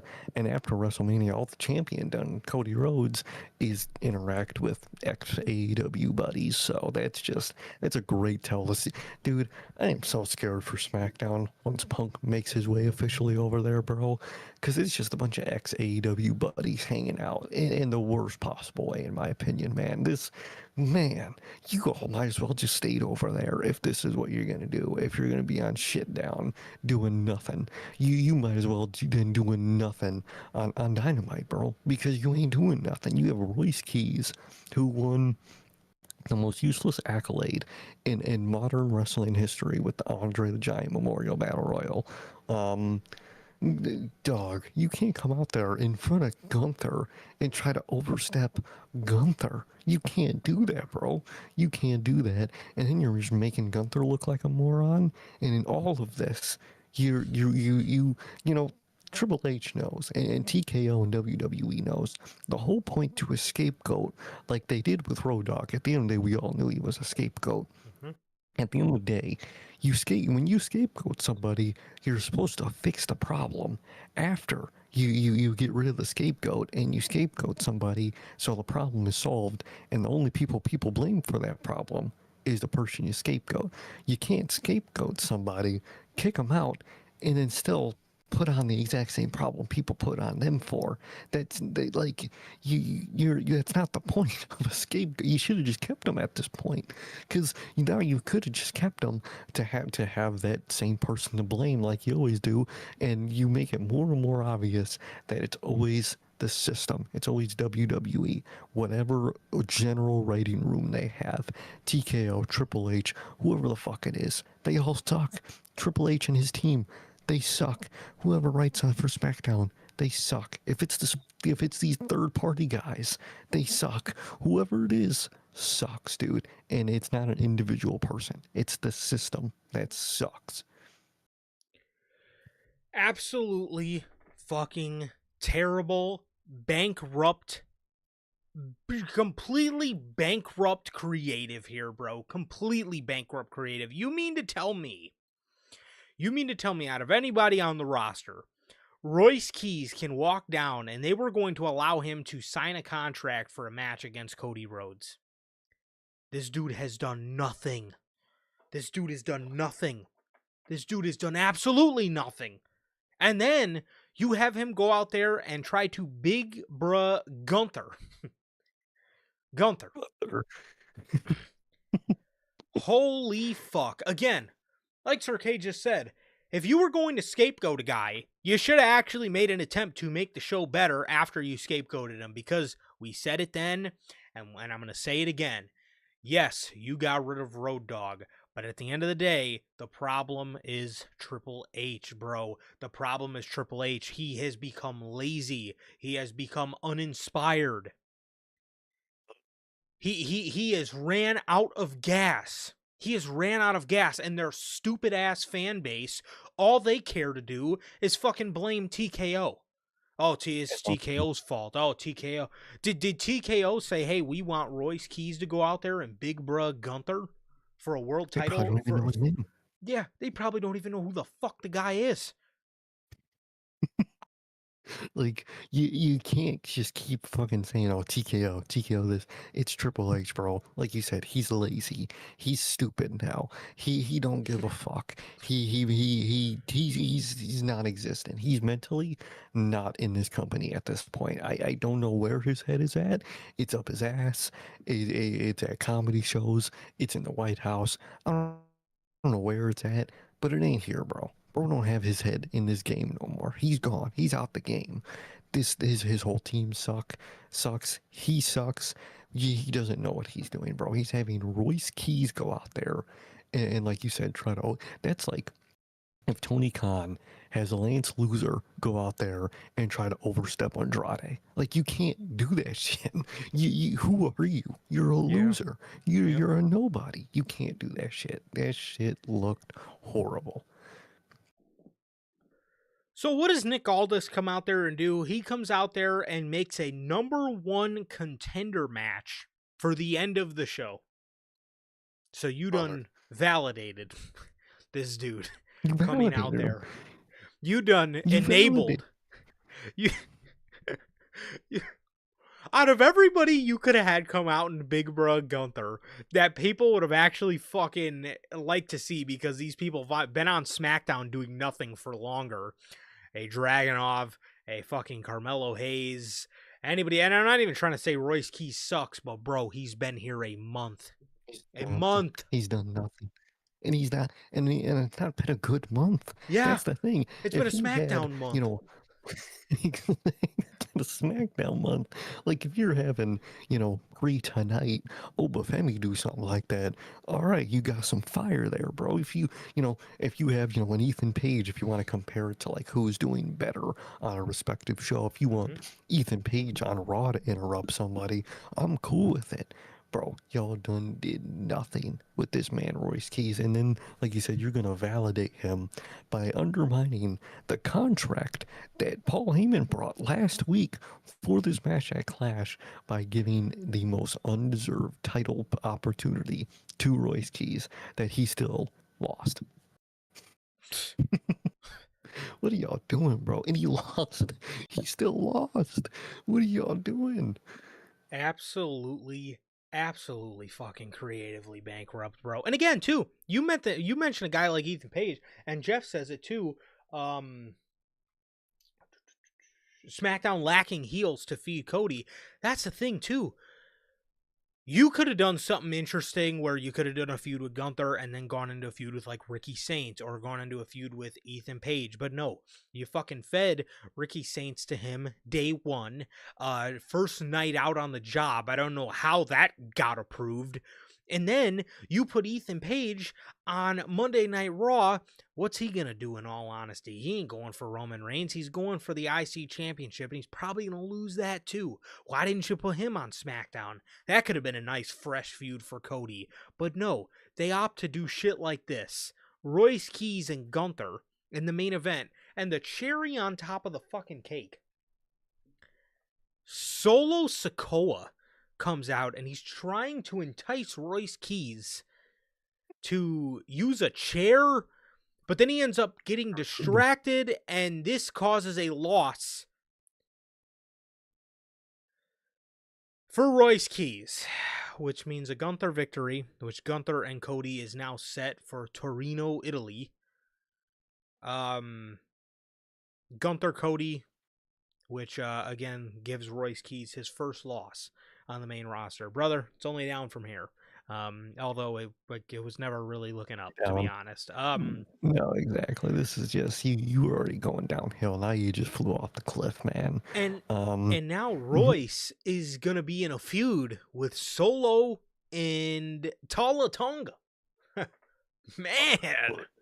What a vortex to put him in, man. It worked for the last guys in the MFT vortex, all 6 of them. It was great for them, man. It was great to be in that vortex. Yeah. And now they got Royce Keys in it because Solo wanted to recruit Royce Keys. And Royce Keys wasn't having it, man. So now they're going to feud, man, because, what's better in my family tree than fucking Royce Keys? What the fuck is this shit, dude? What is this show? What is the storylines? What is any of this, bro? You have Will Hobbs. I like Will Hobbs, and this is what you're doing with him. He's now in the MFT circle, in the MFT vortex. You're kidding me, bro. You're fucking kidding me. SmackDown is the absolute pit of despair of pro wrestling, bro. That shit is fucking horrible. Their champion sucks. Cody's at his absolute worst. Genuinely, at least you could laugh at the Codyverse back when that shit was that horrible, dude. With this, I'm just miserable every time he's on my screen right now in this current run on SmackDown, dude. Man, this is some of the worst. And the rest of the show is ass. You had the Ginger Man bread. You had fucking... And dude, don't get me started. I'm thinking, oh, what do they got for Trick? Post Sammy, The Miz, and fucking Kit Wilson. Brother, what is SmackDown, bro? SmackDown sucks. SmackDown is at its absolute worst. and this is horrible, man. This is some of the worst SmackDown I've ever seen. This shit is rivaling, not completely. It's not, winning, but it's starting to rival 2019, bro. Because this shit is just horrible. I hate every second of it. I really do. It's so bad. It's honestly so fucking bad, man. So yeah, that was really the only thing worth talking about on Friday Night SmackDown, man. What a complete shit show. Absolutely terrible. Truly a creative wasteland of a show. Again, like you said, with that stacked mid-card division that you have on paper, you lean Trick Williams towards Kit Wilson and The Miz, which I'm sure is just going to be an outlet for Lil Yachty to get a match, on pay-per-view against Kit Wilson and The Miz with Trick. I'm sure that's all that's going to be. And this guy's the U.S. champion. You got history with Dragunov. You got history with Carmelo Hayes. I'm so tired of mentioning those two names, but those are guys that I want to see be featured more. You now have a singles Johnny Gargano that you've done nothing with. He's still laying on a crate. But who you do use on the show in a singles capacity is Tala Tonga. All right. It just doesn't make any sense to me, man. This show, I do not know what it is going to take for them to get to the point where somebody fucking says, what is this show? We need to fix it. I don't know what it's going to take for them to get there, but we need to get there, and we need to get there really fucking quick, because man, this is bullshit, man. This is complete bullshit. That's the worst part, dude. They're not going to get there quick. The only thing that's going to end up over time saving SmackDown is whenever that USA deal is close to coming up and they want to make that Netflix deal. That is when they'll finally do something to SmackDown in like a year and a half, 2 years. Up until then, they might have a little boost when CM Punk joins the show, man. But that's it, bro. It's going to be in the most stagnant state until it leaves USA, so they could put it on whatever they want to put it on. It's going to be like that for a while, dude. Which, like, completely got my tinfoil hat on here, but, like, is this what they're trying to do? Are they trying to get kicked off of USA so Netflix can pick them up? Like, I wouldn't doubt it. I wouldn't doubt it. Because there's no way. There's just no way. There's no way you look at this script every week and you say to yourself, this is passable television. No, I genuinely, like you said, some tinfoil hat stuff, I really wouldn't be shocked if they're like, let's just make the USA sick of us. So they finally just let us go from this deal as soon as possible. And we could, go to Netflix or whatever they want to do, man. Yeah. I really wouldn't be shocked at something like that. Yep. Especially TKO tactics. 100%. Yeah, let's piss USA off so we can go ahead and put this on a different streaming platform that people have to pay for. Let's go ahead and get fucking SmackDown on Pluto so people can pay, X amount of money. Yeah, exactly. Let's go ahead and put this behind the paywall on Hulu Premium. I wouldn't doubt it, because again, there's just no way. There's no way you look at this show every week and my God, the poor talent that have to perform on this show. The poor talent that sit in the back waiting for an opportunity on this show. Again, travel. Yes, you have Ricky Starks, Gunther, Cody Rhodes, Trick, Sammy, Johnny, Dragunov, Mello, Matt Cardona, fucking Kit Wilson, The Miz. You have so many combustible elements on this fucking show that you can use, and Brody, this is what you got every week, man. I mean, it's just frustrating. It's just so frustrating, man. It's so frustrating man. This show at one point used to be the shit. I used to get excited as fuck every week, every Tuesday night, for SmackDown Live to come on, and they had AJ, they had Miz, they had Cena, they had fucking Ambrose, they had the new Wyatt family, Orton, Harper, Bray, American Alpha. They had a fucking featured tag team division. You had Alexa Bliss, Becky Lynch.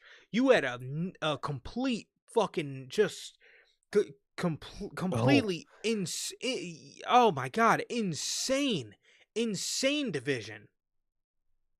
What was that, 10 years ago on this show now? Years ago. Man, how is time fucking degraded, man? And they, SmackDown since then has had its ups and downs, man. Yeah. And it wasn't too many years ago where it was on an up. You had the Bloodline. That shit was dope every fucking week. And now you have literally nothing. And I don't mean you had the Bloodline in terms of the way TKO and Triple H years now, where they say, okay, well, let's just do the Bloodline again. No, I mean, I want that level of shit again. I want that level of feeling in 2016. I want that level of feeling in 2022, 2020. I want that feeling back. I don't care who it is. I want it to be someone new that gives me that feeling. And you have the talent to give us that. You just don't care enough to do it, bro. They just don't care enough to do it. Hayes can do it. Trick is doing it. You're already stifling that, but Trick can do it. Cody can do it. You have such a roster that can do it, and you're not letting that, man. You have you have Johnny Organo, Dragunov, Hayes, fucking Will Hobbs, Ricky Saints, Matt Cordone. You have all these guys on the same roster, and you do nothing with any of them. Brother, what are you doing? Ridiculous. Absolutely ridiculous stuff, man. It is a disgrace. You are about to have CM Punk and Johnny Gargano on the same show, and they're never going to interact. Besides maybe a segment where Gargano was going to be laying on a crate talking to CM Punk. When on paper you can have the greatest matches you could ever think in the company's history, and you're not going to fucking capitalize on that. You're just not. I know you're not, because y'all don't care. Yeah. Yep. Horrible. It's so sad, and it my God, it's just so sad to see, man. Yeah, that's SmackDown, man. That continues to be the biggest embarrassment in all of professional wrestling. Speaking of embarrassing, Monday Night Raw from Greensboro, North Carolina. I seen somebody bring up the point. Trick had a homecoming on Friday. He did. This was in Javon Evans' hometown, Greensboro, North Carolina, and he wasn't on the show. Dude, they opened the show with them mentioning it's Javon Evans' hometown, and he wasn't on the fucking show. Yep. What is wrong with y'all? Are y'all that stupid? You're telling me you couldn't have slot him in here? I'm looking at this run sheet. You couldn't slot him in and something here. You had Seth versus Austin Theory as the main event. You couldn't had maybe the story around tonight with Seth is the Vision weren't here tonight, and he had a main event match with Javon Evans, and maybe that's when the Vision come into play with the beat down, the attack you knew was going to happen to Seth Rollins. Couldn't have done that. Anything? Nope. Nothing. Absolutely fucking terrible, man. So yeah, they did nothing. The show opens up with Adam Pearce telling Roman Reigns. Also, what is with Roman Reigns showing up to the show with no belt? Dude, that's a pet peeve. I'm so glad you brought that up too, man, because every week this show starts, he pulls up and some random company suit just gives him his title. Why does he not have that 24/7? That is the point of a fucking champion, is to have that 24/7. What is that visual? I hate that every time. Every time I hate it. It's a terrible fucking visual, dude. I mean, my whole thing, he didn't used to do that. He used to pull up, get out of the car with two titles, or have one and Heyman was holding the other one. What the fuck? Exactly. Maybe if he wasn't holding it, Heyman was holding it. Someone in the fucking group was holding it for. That was the whole point. Was even if he wasn't holding the title, his group was holding the title for him. Metaphor for the group for the original version of Bloodline, and that shit was great, dude. He doesn't show up with it. They have to give it to him every time he pulls up. That Yes. looks horrible, bro. That looks horrible. It looks so bad. He pulls up and he's like, title. And somebody hands him the title like he's fucking ordering room service. What the hell? It's your championship. Oh man, And my question, huge pet peeve.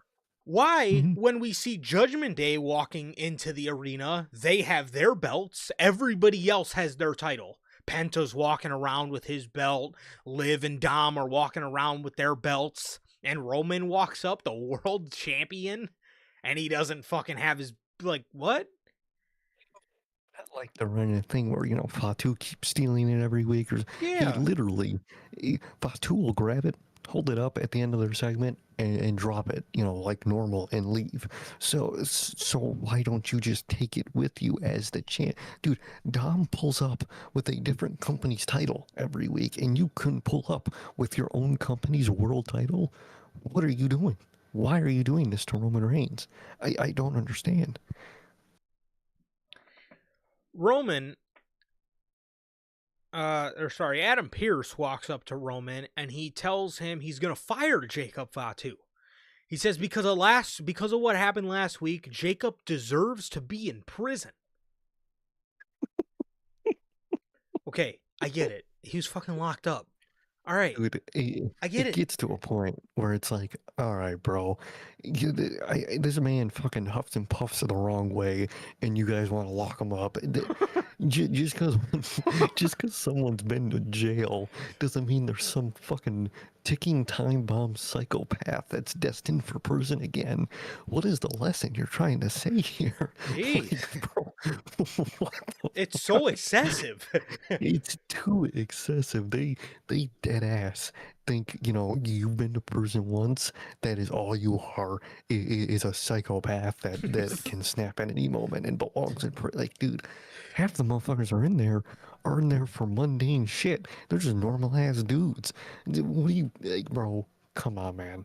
Just calm it down, please. With the whole you gotta be in jail shit. It gets to a point, man. That is the most corporate suit that is so intimidated by Yeah. Jacob Fatu just because he was they heard he He's was in been in prison. jail. And we're like, oh my God. They don't understand the whole like not bad people, just bad decisions thing. They just understand that at all. yeah, they they heard he was in prison and was like, dude, we gotta bring that up. That's gonna scare everyone. Scare everybody. Like, bro, what? Have you never worked a warehouse job? You never worked a fucking retail job? Half the motherfuckers are convicts, bro. That's real Yes. life. Yes. Yes, bro. You'd be the funniest, goofiest people at the job, bro. And that's the best part, is that's Jacob Fatu. You every time you see, the character version of him backstage, he's like the funniest, goofiest person back. So like, please just stop, bro. Just stop. God. Roman tells Adam Pearce no. He says he's calling Jacob out right now. But then before we hear anything else, we hear Fatu's music as Fatu hits the ring. And he says he knows Roman is watching, so he's going to call his punk ass out. Then we hear it's you and me, Oos, as the Uso brothers come out. You and me, Oos. It's you Hell and yeah, me, dude. Oos. Yeah. Yeah. He was finally wearing it, bro. Fucking Warning what's shot. it? Bow. Oh, that's what it is. Warning shot. Bow. Hell yeah, dude. Fuck yeah. God. Oh, man. He says, Jimmy says that he doesn't understand why Jacob's always got to take the hardest path. He tells Jacob, do you understand they are going to fire you?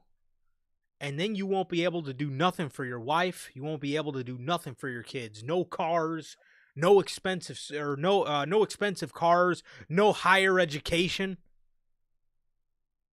What are they?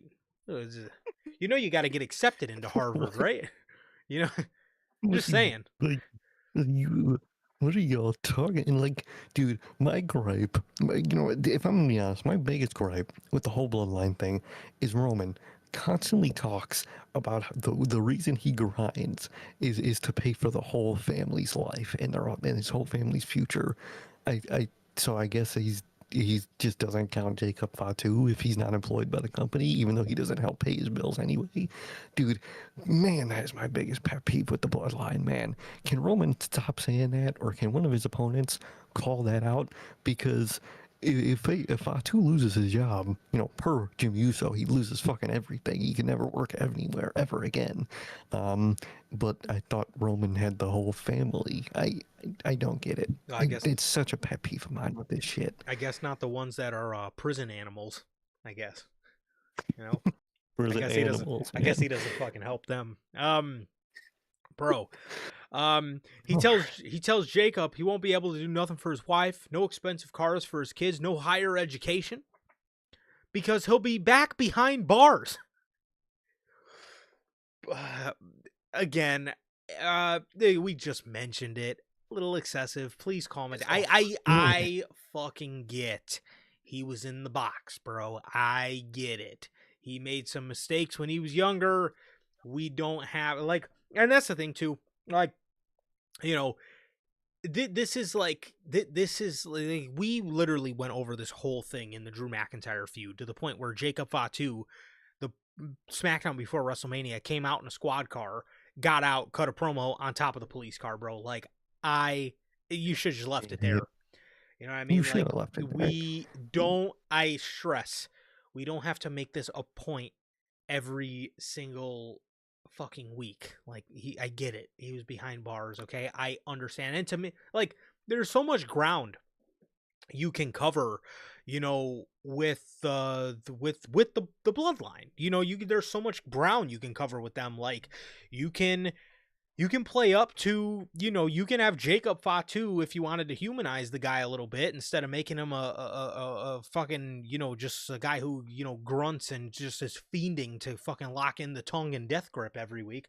You can have him kind of go over the jealousy that he had towards Roman Reigns. Again, have him humanize him, have him be vulnerable, have him go out there and say, look, man, I'm not going to lie.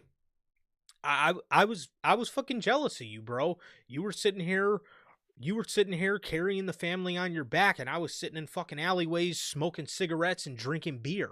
You know what I mean? I want this. I want what you have. Now they're doing that, but they're doing that in a way where again, he's talking about, again, they're contradicting what they're saying. Again, Roman's sitting here saying, I'm providing for the whole family. Yet Jacob Fatu saying, I want a bigger house. I want a bigger, I want better cars for my kids, better education. I want to be able to buy my wife things or whatever the fuck he's talking about. Brody, you're under a WWE contract. Now, I mean, if you maybe said, I need all these things because they just cut my salary by 50%, then, we may have, we may be talking a little bit more game here. But at the end of the day, we're not talking about that. So it's at the end of the day, bro, you're still under a WWE contract. I'm sure that's fucking great money, but I digress. But I mean, I get it if they're trying to make the point of he wants to make tribal chief money. I understand that. But again, then don't have Roman Reigns going out there talking about, I got to put on for the whole family when apparently fucking Jacob's still living in a fucking cardboard box and his kids are still going to public school. You know what I mean? And by the way, please keep your kid in public school, bro. All the fucking weird kids come out of private school, bro. I promise you. Oh, 100%, man. And that's my thing with this, man, is you have so many angles you could take this. And I do like the whole aspect of, the world champ makes the most money. And I like that. And I like that they play into that. And that's a reason why, he wants that title is to make a world champion money and really put his family, on in the future, man. I do like that. And you have Jimmy out there, and, instead of doing the generic, oh, you're just gonna fucking go to jail again, shit they pull every week. Why isn't Jimmy out there telling him, dude, do you want to have to go back to, the indies and not knowing when the next meal is, what show's gonna pay you, what you're gonna be able to get paid with in this? Have him talk about that. Have Jimmy talk about that. And if he loses this job, then he has to go back to the grind that he was just talking about, having to make it here while the bloodline was on top. He's gonna have to go back to that grind. Have Jimmy talk about that, not generic. You're gonna go back to fucking jail shit that they pull every week. It's annoying. Yeah, and again, humanize a little bit too. Like, look at, like, again, it's right in front of our face, bro. Look at Jacob Fatu's arm. He just recently got all his Samoan tribal patterns on his arm, and we had heard the reason he never got those done before was because now he's finally starting to feel like he's responsible enough to be able to put the tribal patterns on his arm. He didn't feel he was responsible enough to carry the weight of wearing the patterns on his arm. You can have Jimmy go out there and say, bro, look at your arm, man. You just got our family's prints, our family's patterns on your arm because you finally feel you're carrying the responsibility of wearing these patterns. You're going to throw it all away. You're just going to throw it all away because you can't keep your hands off management. You can't contain yourself. Again, humanize this shit, bro. If you're going to tell the story of the bloodline, tell shit like that. Again, and then too, he's not, like you just said, he's not gonna fucking go to fucking jail. I mean, what in the world? What at the again, you can have Jimmy point out the realisms, like, bro, we remember how it is first breaking into the business, and we know you remember it too. Do you really want to go back to the indies waiting for promoters to get back to you? Do you really want to have to worry about your next meal and where it's coming from? You know what I mean? And then Jacob's got a lot of kids. You really want to have to shoulder all that with all your kids, like having to worry about all those mouths to feed? Like, it doesn't make much sense, bro. It doesn't make much sense. And again, I think they should, again, worry about telling and humanizing Jacob Fatu versus just sitting there acting like he's just a man fixated on the tongue and death grip and fucking threatening him with going back to fucking jail. It gets old. It gets old, man. And Really old. You sell yourself short on telling a really good story there, in my opinion. You But do. he tells Jacob he'll be back behind bars. Jacob attacks the Usos. Roman Reigns then comes out for the save, and Jacob kind of gets the one up on him for a little bit, but then the numbers game takes advantage of Jacob Fatu, man, and all three of these guys are able to hit him with, I think they hit him with 2 1Ds and a spear to finally keep Jacob Fatu down. And as they were leaving, Adam Pearce came out to fire Jacob Fatu. Right before Pearce could speak, Jacob Fatu challenges Roman Reigns to tribal combat. Roman Reigns then cuts Adam Pearce off again, and he tells Jacob he accepts. So at Clash in Italy, we will be getting Roman Reigns versus Jacob Fatu in tribal combat. Now, tribal combat, because I've seen the comments, a lot of people have been saying, the fact that, I wasn't aware of any acknowledgement ceremony was on me because this is what happens every time. I'm going to say right now, this match is for the title and the right to be known as the tribal chief. Okay? So I'm in the know here. This is, at least this is what every other fucking tribal combat match has been for. It's been for the right to be called tribal chief. Okay? So if Jacob Fatu wins this, and he only is walking around with the world championship, and Roman's still the tribal chief, and then I don't want to hear no fucking complaining. But overall, I would assume Roman Reigns picks up another victory here because Apparently, Yeah. he's scheduled for June again now. So He had like 2 dates in the middle of June or something like that, Mhm. and I still don't think he's gonna be at the Saudi show, which is all right, man. All right, I guess they were probably able to work something out, man. But it was just an error. The first time it was just an error. He's never gonna be there, even though now he's scheduled for 2 of the dates. But I digress, man. For me, man, I mean, it's tribal combat. I don't know, man. I want to like it more than I kind of am starting to, man. I feel like I'm getting, the more time goes on, the more I am scared they're just gonna do, just generic bloodline reheated nachos up until, post SummerSlam around maybe. I don't know. I'm just getting scared and scared with time, man. Usos were out there and it was cool, but every week they just kind of not acknowledge the fact that they look kind of stupid just helping Roman Reigns every week, man, and that's not like a central part to the story, at least not yet. I really hope it's gonna be. I really hope so. I don't really have faith that it's gonna be that. I really think they just want to ride nostalgic coattails here, and that's my big fear with all this. If I'm gonna be honest, man, hopefully things change after this match, and hopefully in building to this match we get a segment where Roman literally tells him, because I really need this, I want this, to tell him, if you lose you have to acknowledge me. I need Roman to say those words on television to Fatu, because that's the whole point here. That's the whole point of the match. I just want him to say that. I feel like they're just going to dance around it. And another one of my big fears is they're kind of going to do the same thing when Fatu loses again, because I'm sure he is. My big fear is he's going to lose.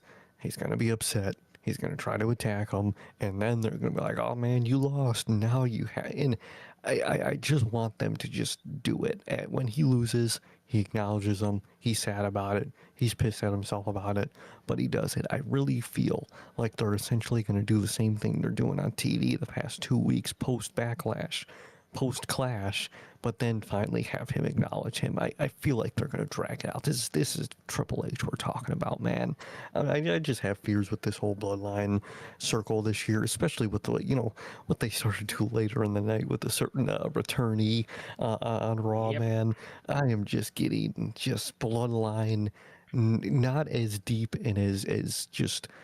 I feel like Triple H is going to make the pool as shallow as possible with them, and that's my fear, because it could be so much deeper. No, 100%. And I could absolutely see them doing the same thing. And I'm going to need some more clarification, because again, from what we've known, he was supposed to acknowledge Roman the night after Backlash, and that obviously didn't happen. So what is going to happen here? Because technically, if you think about it, Solo never formally acknowledged Roman after their tribal combat match. So it's kind of, again, I'm going to need something a little bit more concrete, where Roman literally tells him, if I beat you, you have to acknowledge me. If it was up to me, I would say you have to acknowledge me and join the bloodline. I think that would be the best story to tell, is you go from these guys hating each other to now you have to deal with Fatu having to learn from Roman. And I think I think that could be a great story in itself. You could have Jacob Fatu, kind of learning from Roman, but low key kind of learning how to beat Roman, just from being around him. I think that would be the best way to go about it, personally. But yeah, like you said, with what happened later in the night, this kind of fucks everything up. Now, I don't know. This very well could be drug out to SummerSlam. Which, to be honest, I kind of seen them doing in the first place. But it definitely. Oh, I'm talking about another return too. Actually, I don't think we are on the same page with that return too. With the Oba stuff. There's another return, which just points me to just bloodline reheated nachos of just. They got one enemy on the show. It's a specific enemy that's back on the show. Yes, that one. So that too. So 2 of them tonight were big pointers to me. Is we're just probably gonna just stagnate this thing until SummerSlam. Wouldn't doubt it, bro. This is Triple H, man. This is Triple H. This is constantly what he does. When in doubt, just go with the fucking safe option every single time. Every time. So yeah, so that is that. Tribal Combat is set for Clash in Italy, and I like the graphics they went with for Clash in Italy. It's the Coliseum, kind of Royal Rumble 2016 looking graphics. I like it. It's really sick, and like at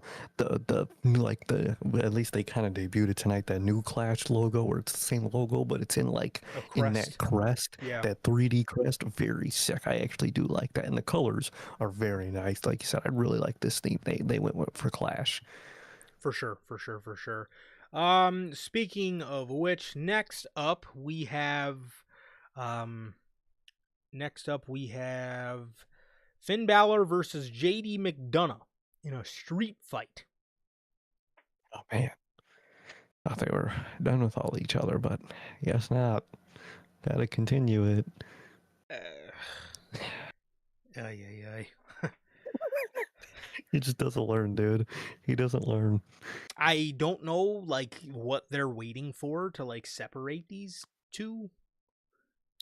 You what are might we as waiting? well have just sent like Finn to SmackDown post Mania or something, dude. You might as well, man. I think he probably would have been. I mean, SmackDown has a lot of baby faces, but like some hell, the Judgment Day probably would have taken.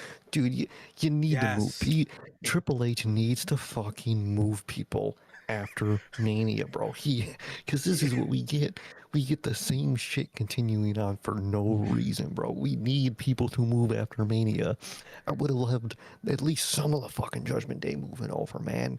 Yes. Please, for the love of God, man. Move shit, change shit. That's what I was saying, bro. You should have probably moved the MFTs to Monday Night Raw. Well, obviously they're all released now, but thinking before the fact, I was saying you should have moved the MFTs to Raw and the Judgment Day to SmackDown, bro. You need some type of freshing up, because again, you can't really put Finn on SmackDown because there's so many baby faces. Well, guess what?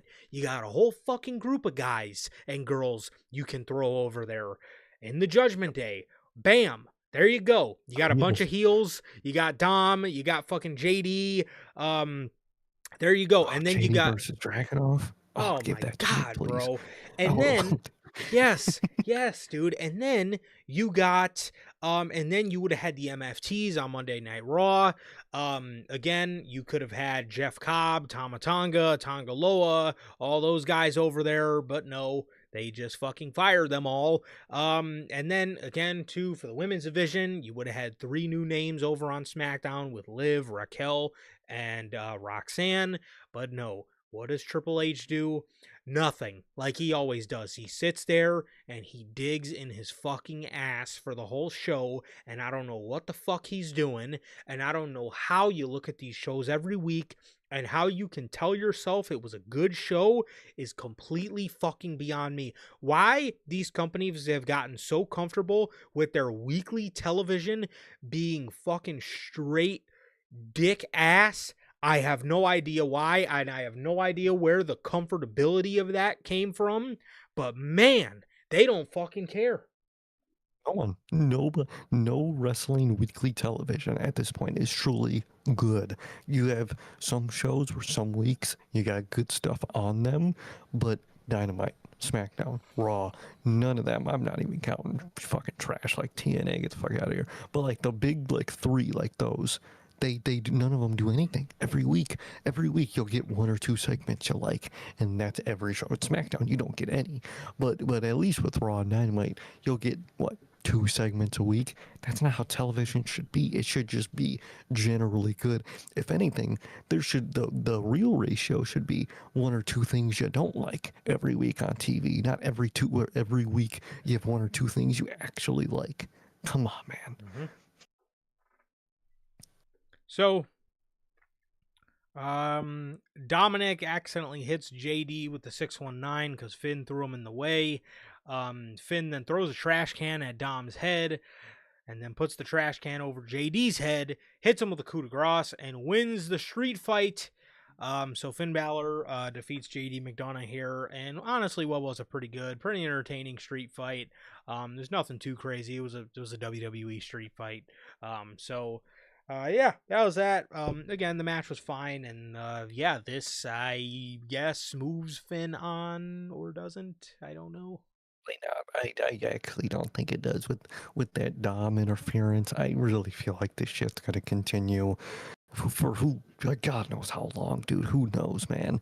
Like you said, it was a fun little match. It was a WWE street fight, which is tables, trash cans, and kendo sticks in a chair.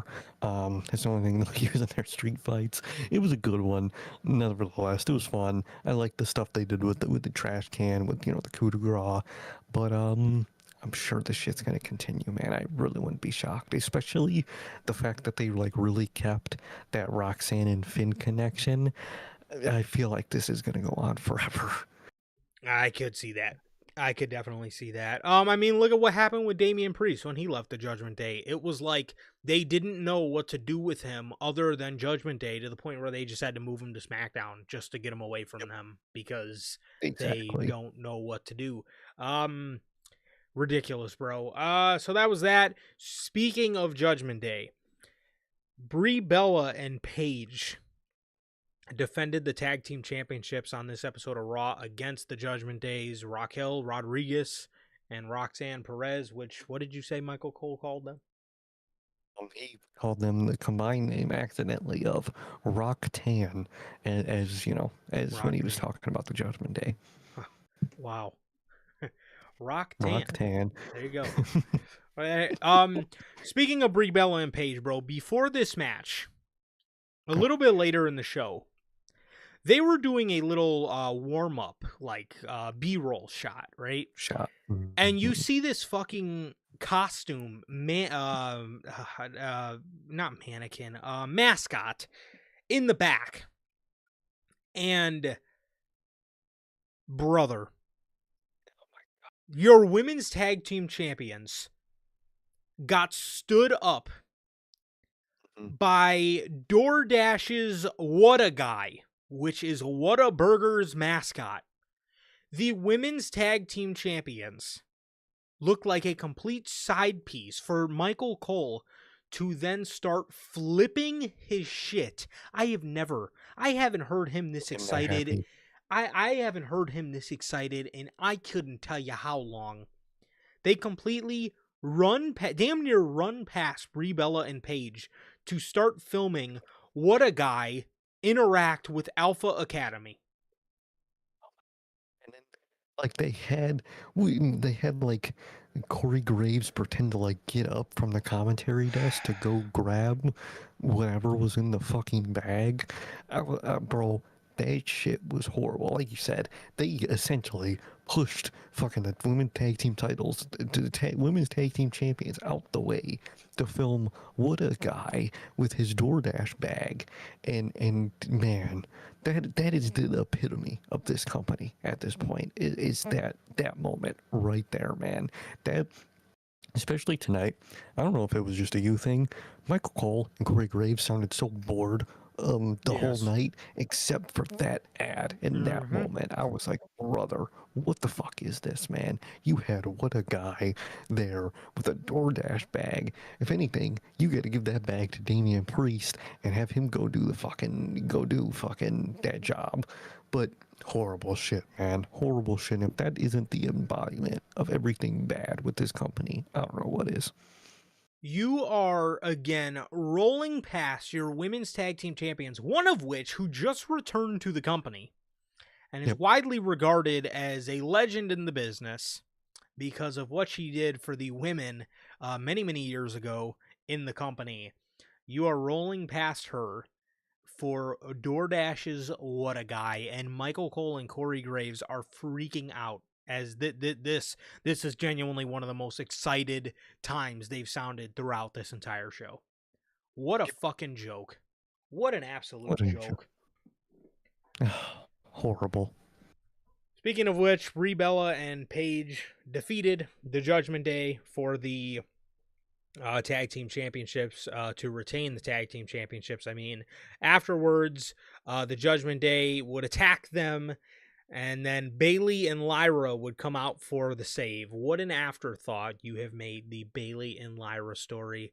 I don't get segments backstage anymore, dude. No, they Of don't. just them talking and wanting title shots and what. They don't even get that anymore, dude. They just come out there to fucking help Brie, Bella, and Paige when they don't even have a title match coming up. It's a fucking SmackDown team that has a title match next. They just come out to help for no reason. Bailey and Lyra Bruh. should have won those tag team championships at WrestleMania. They should have been rewarded for the story that they were telling on the show. And this is all they've been dumbed down to now, is helping Brie, Bella, and Paige. Liv don't got nobody to face. You can't have those two, maybe they're both, obviously they're, got the whole friends thing, but maybe one of them picks up Liv's title. Maybe the other's looking at them and they're both kind of looking at that world title. Anything like that? Nothing like that. It's just generic tag beatdown. Brother. What a fucking joke. Joke, How many man. times have I said that on this show, dude? What an absolute Oh. joke. Oh, man. What is going on? Seth Rollins calls out Braun Breaker for the main event of tonight's show. He says, Braun, should we see if you're just a Nepo baby who's in this business because of your family name? Who says he can't beat me by himself? It's because you can't. He challenges Braun for the main event.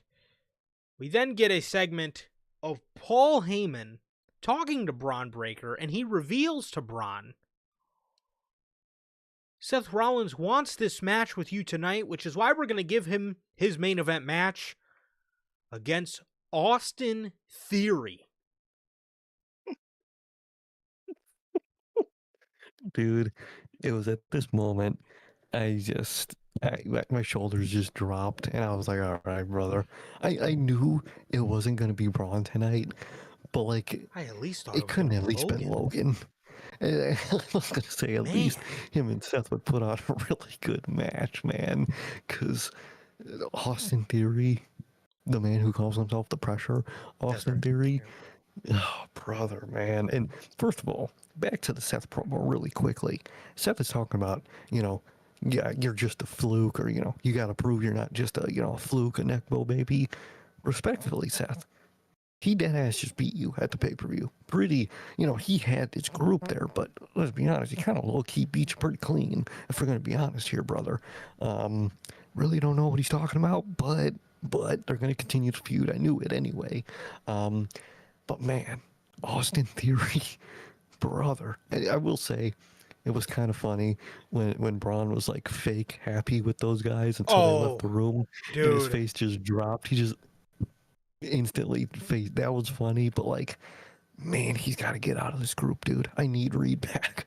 I gotta say, I do like, that was the only aspect I liked out of all this. Braun fucking celebrating with these guys. He's like, yeah. And then when they fucking leave the room, he's like, Paul, what are you doing?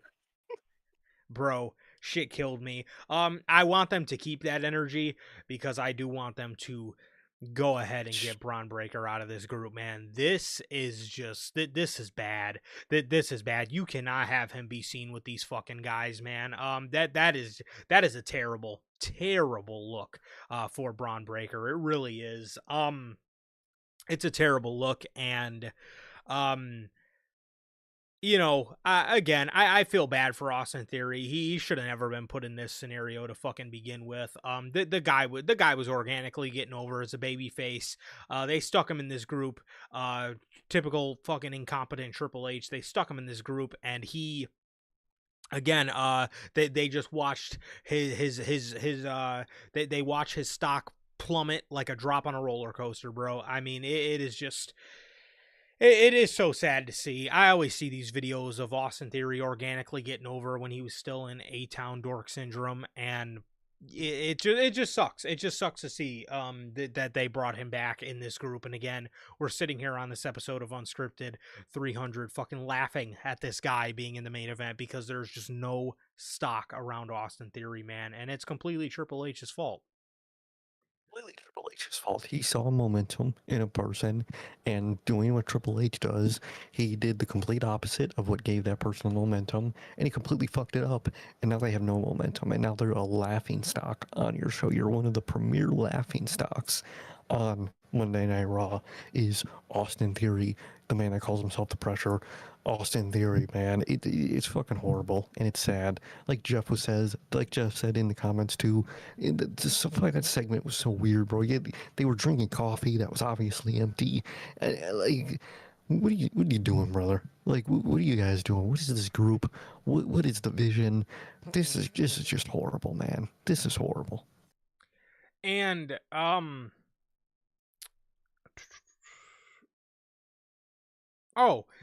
yeah, it is sad to see, man, because again, what, 5 months ago, 4 or 5 months ago, whatever it was, I was actually somebody who was excited to see Austin Theory be in a role where he was going to be alongside, at the time we thought, Seth Rollins, Braun Breaker, and Bronson Reed.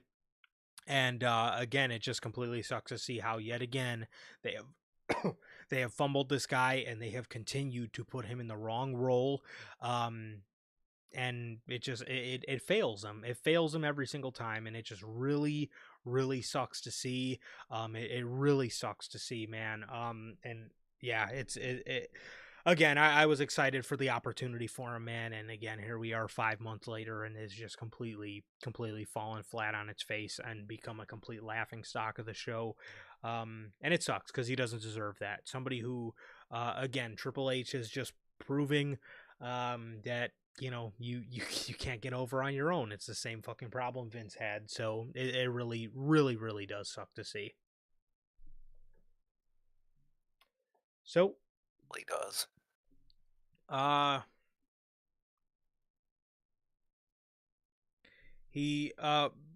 Braun is celebrating with the guys, but then he stops laughing as soon as they leave the room, and he asks Paul what he's doing.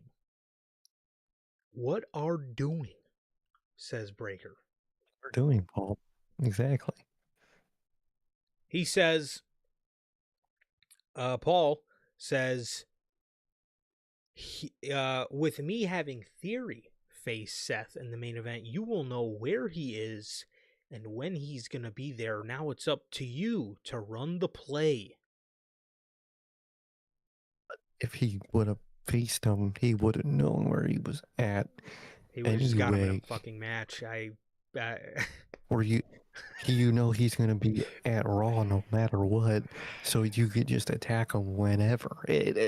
What? I don't know if Triple H doesn't like Paul Heyman and he's on a mission to make him look as dumb and as stupid as possible. But every week he makes Paul Heyman look as dumb, stupid, and useless as possible. Man, in terms of the vision, bro, Triple H has made Paul Heyman the most useless person ever to have in your corner at this point. Because what the fuck do you mean? I know you now. You know where he is, motherfucker. I know he was in the back. They were probably 15 feet away from each other at some point in the show. I know he's at the show. I could easily go find him. I hate the way they make Paul Heyman look, man. I hate the way Paul Heyman looks in the vision. He looks so stupid, bro. Again, like you said, bro, Seth Rollins was literally just walking around the backstage area earlier in the night when he did the interview with Kathy Kelly. He's just walking around like, you know, he's back there, bro. What do you mean you know where he is and when he's going to be there? With that logic, why didn't you just make the match then? Yeah, what a stupid, or just attack him. Yes, what a stupid fucking explanation. Or instead of having them set up versus your group anyway and have them be on guard, like I said earlier, you could have had him face someone like Evans tonight, where, you know, Seth is facing someone totally unrelated to the Vision, to where he's focused on that person and the Vision can still attack him like they were gonna fucking do no matter what.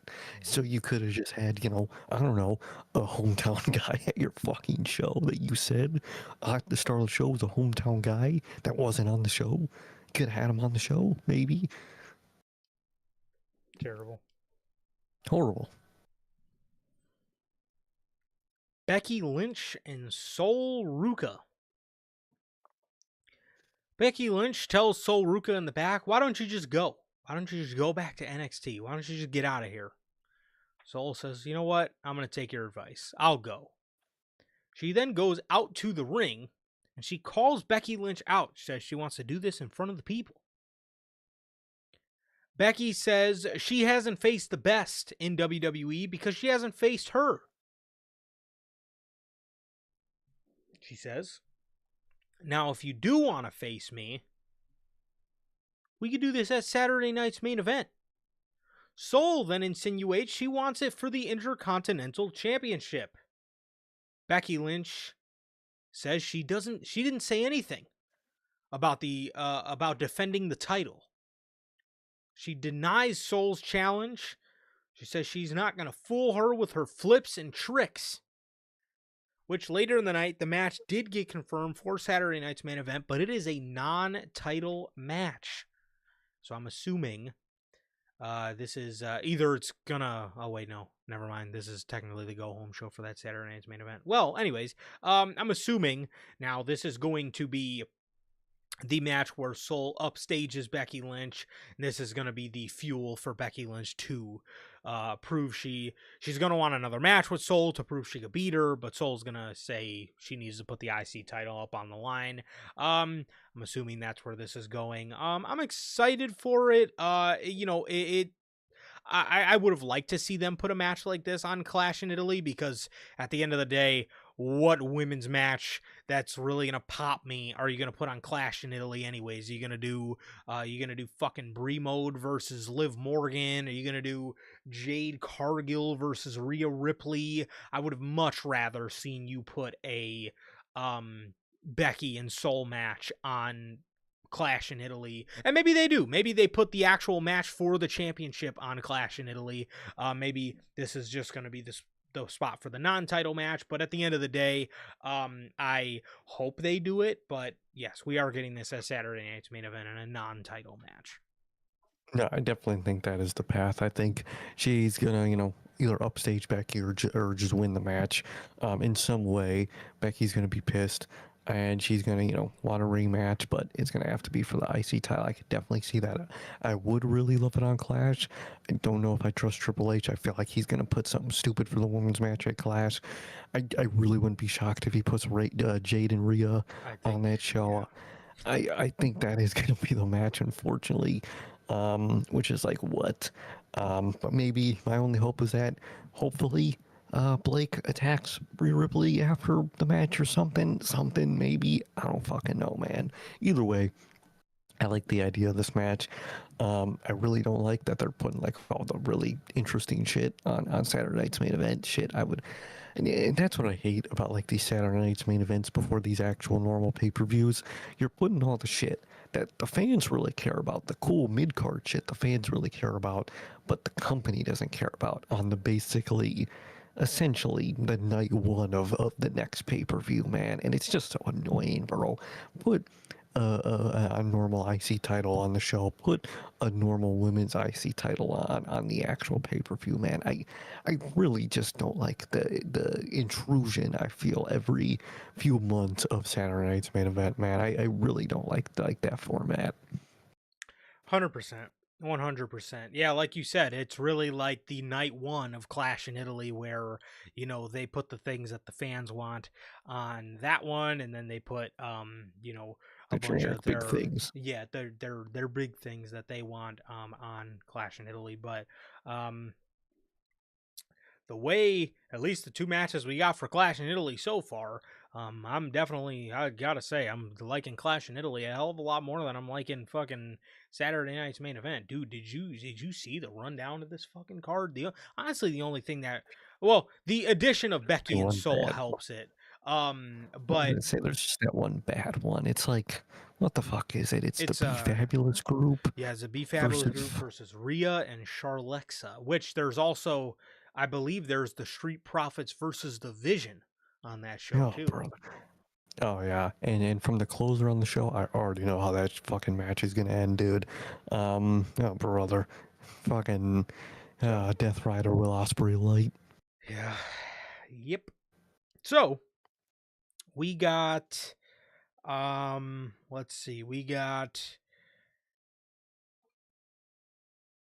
the Americano family versus Los Hermanos Americanos, which we've seen the reemergence of one Julio Credo.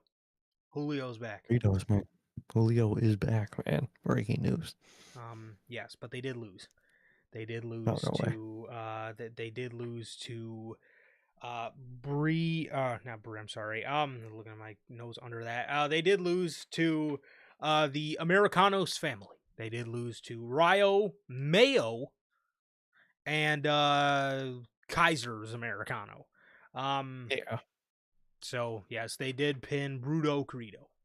So Oh, Greedo got pinned, man. Headbutt. what do we got?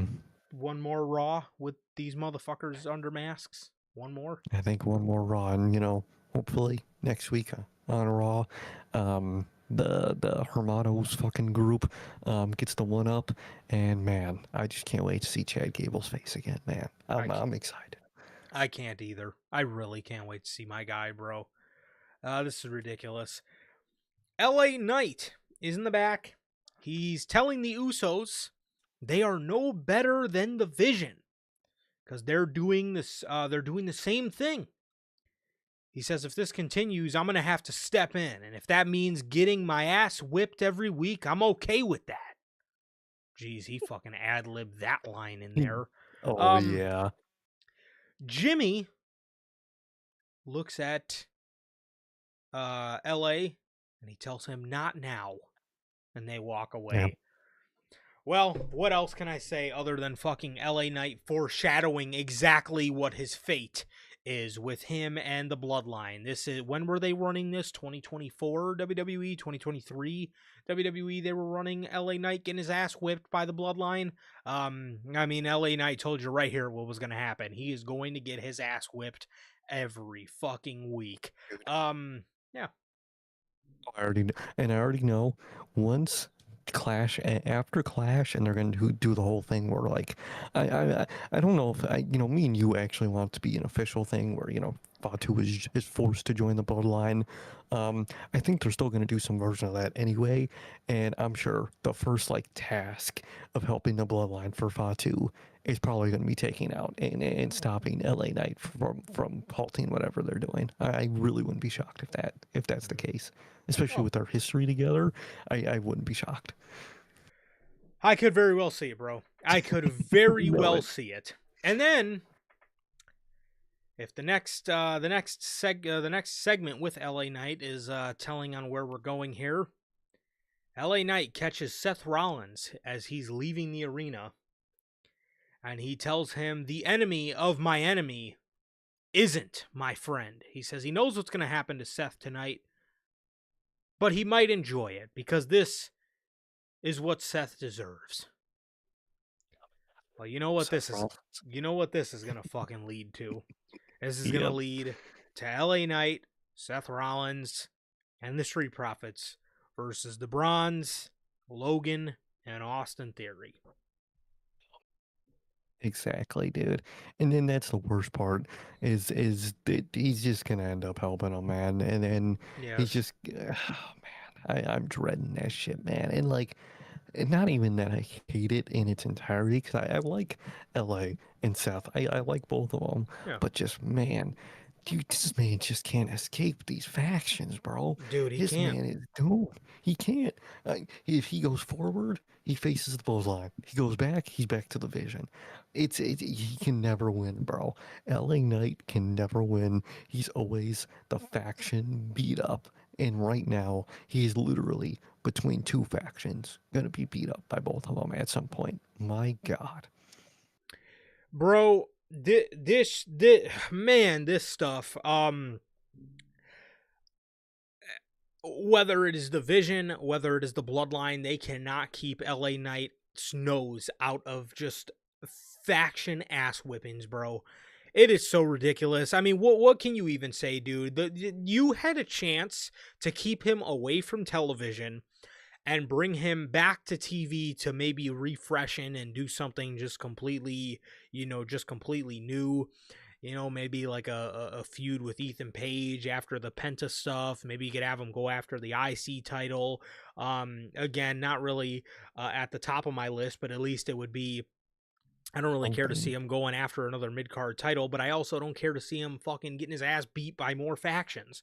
So I'll take the mid-card title over more faction warfare, which is LA's group of nobody half the time, just getting his ass beat the fuck down every week.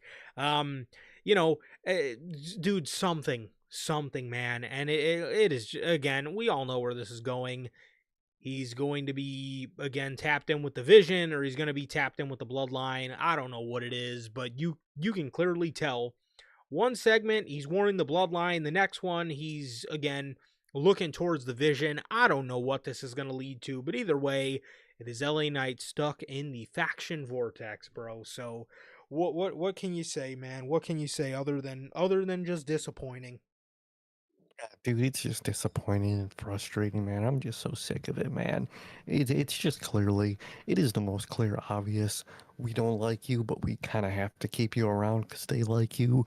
So we're just gonna use you as just a B player that's just a role player on our show, and that's just wild to do with LA Knight as essentially the faction foil at any point in time. It's so unfortunate. Ethan Page. Oh my God. Ethan Page and Michael Cole. Dude, him calling Michael Cole Mike, that shit was gold. Brother, I'm not gonna lie to you, man. This was some of the dumbest dialogue I've ever heard in my life, dog. This genuinely was some of the dumbest. This was dumbest shit I ever watched, bro. They made him such a generic ego heel in Bro. this segment, but him calling him Mike was the only part that popped me. Dog. Oh my God. Jeez. Is this how he was in NXT? I swear I don't remember him being like this in NXT, bro. I highly doubt it was like this, man. And at least not to this extent. This screams Triple H heel to me. Michael Cole is sitting down with Ethan Page, and Ethan Page makes Michael Cole read off of a cue card, calling him like the most handsome guy. He says Ethan Page will rename the Intercontinental title the Ethan Page title. This honestly made me want to fucking throw my head up against a fucking wall. What in the 2K My Rise generic hunk of junk is that? He's gonna rename the IC title the Ethan Page title. You have Corey Graves talking about, oh man, this might be the last time we ever talk about the Intercontinental Champion. Stop, bro. Stop, bro. Stop feeding into it. If we had any knowledge of what he's done in NXT, you couldn't have said he was going to rename the IC title to the Canadian Championship. Didn't he fucking do that with the North American title? It was the Canadian title. Yes, it's in like. You couldn't have done that, on, bro. Like you couldn't have done at least that, but like the whole cue card where he's fucking, like you said, calling him handsome and that, like, bro, what? I don't get it. I really don't. Michael Cole, he stops. He says, I can't do this. This is ridiculous. Indeed it is. It is ridiculous. He says, Ethan, you have it all. I've seen him come and go, but you have it all. You got the looks, you got the in-ring ability, you got the charisma, but you have too much ego. And that is going to cost you the Intercontinental Championship. Ethan Page says, I don't have ego. I have confidence. And that will win. All ego. Oh, give me a minute. He says, and he will win the IC title and prove everyone wrong who doubts all ego. Motherfucker, what? You just said, Yeah. I don't have ego, I have confidence. Your nickname is All Ego. Mhm. What is that? What dumb twat came up with What? that? My What? God, dude. That's just more, that's the people I always see post, and I saw one. I think it was trending over the weekend. I was talking about something like, heels don't work nowadays or whatever, and it's like, bro, no, it's these Triple H WWE generic heels that don't work. It's the Austin Theories. It's what they did tonight with Paige, dude. It's they just make it the most generic. Oh, I'm great. Oh, this city sucks, whatever I'm in. Even if it's my hometown. I hate being from my hometown because I'm so disappointed in it. And all this, bro. And it's sickening, bro. It really is sickening, dude. All ego's great. He's fucking all ego, Ethan Page. And you, like you said, you have him out there saying, I don't have ego, I have confidence. You, what? And then calls himself All Ego in the very Like, next sentence. you couldn't at least have him say something like, my ego is or my confidence is my you couldn't have had him just say something logical. Does Triple H have a logical nerve inside of his brain that fires? Because I don't think it does, dude. I don't think his brain has the neurons to fucking form a logical thought at this point, man. I don't know if he has any folds in it. And he might have the smoothest brain on planet Earth at this point, man, because he does not have the ability to write anything above a fucking third grader writing a bad guy. My God, man, my God, this is just so generic, man. And that's the epitome of Triple H booking is just generic. Everybody is generic. That's what they did here tonight, man. And then I like the whole, calling him Mike or whatever stuff. I thought that was funny, but like, he doesn't have an ego, but my name is All Ego Page.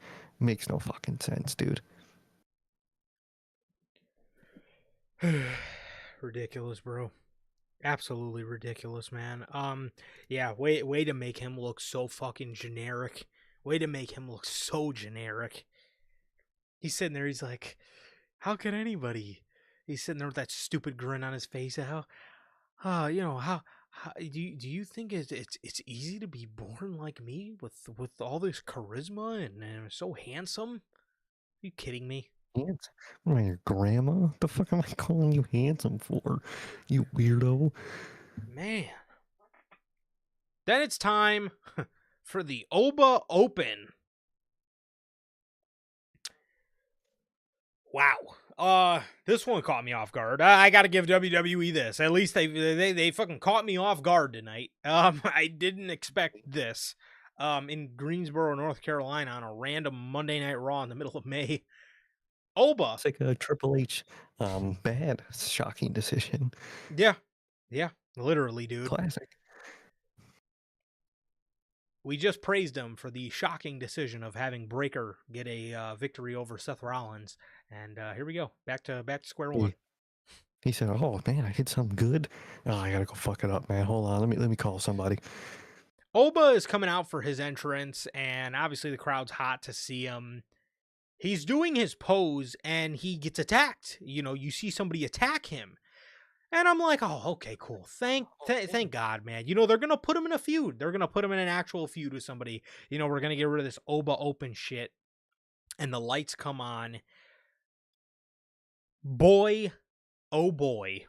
It was Brock Lesnar. Brock Lesnar returned. Bro, for me, it wasn't even when the lights turned on. Someone attacked him. I was like, all right. I was in the same boat as you, like, okay, we're about to get an actual feud or something. I like this. The second, even in the darkness, he put him on his shoulders in F5 position. I was just done. I gave up before the lights even turned on, man. I was like, all right, brother. And then the lights turned on, and I really gave up. Bro, you bring Brock Lesnar back, which, if you look at it from a Clash in Italy perspective, they are trying to stack this show up, which I gotta say, They got a good card. If you're giving us Jacob Roman, Cody Gunther, Brock Oba, those are 3 matches that should all be great, assuming everything goes right. But bro, are we going to completely ignore the fucking fact that you had this guy put down his gloves and his boots, damn near was in tears at WrestleMania, just to fucking bring him back because you have nothing for Oba to do? Is that what this is about? Probably. That and TKO probably wanted him for the ratings, so they fucking offered him the bag, which is fucking wild because you're fucking cutting people's pay, and you offer the big, Roman's a big bag. You brought back the biggest bag you have to pay out in this business to Brock Lesnar. You return him is crazy to me, dude. It's crazy to me, man. It's so sad and generic, and it just makes that Mania moment mean so much fucking less, dude. Yes. And it's just so frustrating, dude. Like, that Mania moment, that shit was special, man. Oba won. I was happy Oba won. He had a little nice heartfelt goodbye with Brock Lesnar putting his fucking gear in the ring and leaving just to undermine everything for ratings and TKO doings, because I know that's what this is for. It's so frustrating, bro. It's so frustrating, and I had so much faith that they were gonna do something with Oba at SummerSlam and this year, and genuinely now all faith is lost after that moment. I don't think Oba's gonna win a title this year, not a world title at least. I don't think he's really going to do anything outside of Brock. This moment already lost all my hope I had for Oba to have a great year, man. That's what they do, man. They give you hope, and Triple H sees that, and he fucks it all up. And now I am hopeless watching this show already. Back again. The biggest hope I had coming out of WrestleMania, gone. I have no faith in SummerSlam now. Now I'm more scared for Roman's reign because I feel really now they are going to drag it on till Mania and probably after Mania too. Maybe Seth wins it, but even then, if Seth wins it at Mania, it's still fucking Seth Rollins win the same title he's won before. They basically just killed the Raw main event scene for me. They really did with that one decision, bro. Personally, for me, they kind of killed it. Well, I personally, I personally, when watching this, yes, I did feel, again, I mean, I thought, okay, we're getting another Brock Oba match at Clash in Italy. Okay, you want to ramp that card up. Is Brock and Oba hopefully going to deliver another good match for you? Yes. But bro, that is such short-term thinking, dog. You made your WrestleMania moment mean fucking nothing. And then I'm thinking to myself, okay, is Brock going to get his win back? Now that's got me scared, because if you do another match, that would have to lead you in to Night of Champions, which means, because I'm thinking, well, okay, are they going to want Brock for this Saudi show? Well, Oba, at least the way I fucking, seen it, Oba should have been in King of the Ring. Is that not going to be a possibility anymore? Which has got me scared. Are they going to do that? And then are they going to give us the Gunther match at SummerSlam anyway, which is like, now it's got me scared. Are you going to have Oba lose to Brock now, and WWE's going to see it as, oh, well, we gave the fans what they want. They wanted him to win at Mania so bad, well, we got to have Brock get his fucking win back. You have completely made that awesome WrestleMania moment look like a piece of shit. Look like a piece of fucking shit, because you can't help yourself and you want to say, oh, well, oh, fuck, we need help for Clash in Italy. No, you didn't. You had Gunther and Cody and Roman fought too. That alone is going to fucking make that show, it should make that show above average. You just had to go and fuck it all up.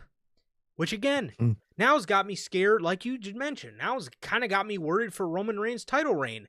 Is Oba going to be the true one to, beat, because if Brock is back, he's probably going to beat Oba. If he beats Oba, how the fuck does Oba circle around to Roman Reigns? Off of the back of a loss to Brock?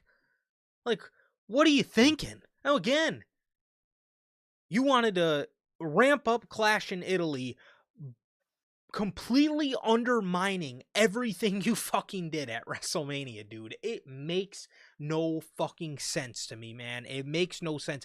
It is such short-term thinking. Again, you're sitting here, again, trying to get the best bang for your buck for Clash in Paris. I don't know how Clash in Paris tickets are selling. Maybe they're not selling good. My question is, what are the ticket prices? I don't think, again, I don't think, the fact that Brock and Oba aren't on the show was necessarily hurting it. It could very well be the ticket prices. I doubt ticket prices for an Italy show are cheap. I fucking doubt it. So I don't know. I don't know what their thinking is, man, but completely undermined everything they did at WrestleMania. Now, again, what happens with Roman Reigns' title reign? I don't know, because if it's not Oba at this point, Oba could get drug out to SummerSlam, or Oba could just lose and then enter King of the Ring. I don't know. I don't know. Again, it is just, they have completely fucking, pun intended, just threw an F5 right through the main event scene. They have completely threw a fucking tornado through the main event scene of Monday Night Raw, and I don't know where we go. I do not know where we go from here. Brock and Oba 2, I'm sorry, was not fucking needed. This screams to me like a quick cash grab by TKO because, financial reasons, maybe it's ratings, maybe it's ticket prices, and it just completely undermined what was one of your best moments from WrestleMania this year. And now, like you said, I'm scared for King of the Ring, man. Now I'm really scared that it's going to be a SmackDown guy winning it. I really wouldn't be shocked at this point if they go have fucking Randy Orton win the shit. And if he's back in time, there's rumors, but also rumor killers about back stuff we'll get into on Friday. Yeah. It's kind of weird with that whole situation, but like, I wouldn't be shocked if now a SmackDown guy wins it to face Cody. And in terms of Raw, I really wouldn't be shocked. They really want that Seth match at Mania. Man, I really wouldn't be shocked if they have Seth win whatever next Braun Breaker match they have, and Seth goes into the King of the Ring and is close to winning it, but Braun Breaker screws him, and that's kind of another tease for Seth at Mania. Is he got that close to Roman again, but oh man, Braun Breaker fucked that all up or whatever, man. I'm so scared now for this Mania season, for this SummerSlam season now.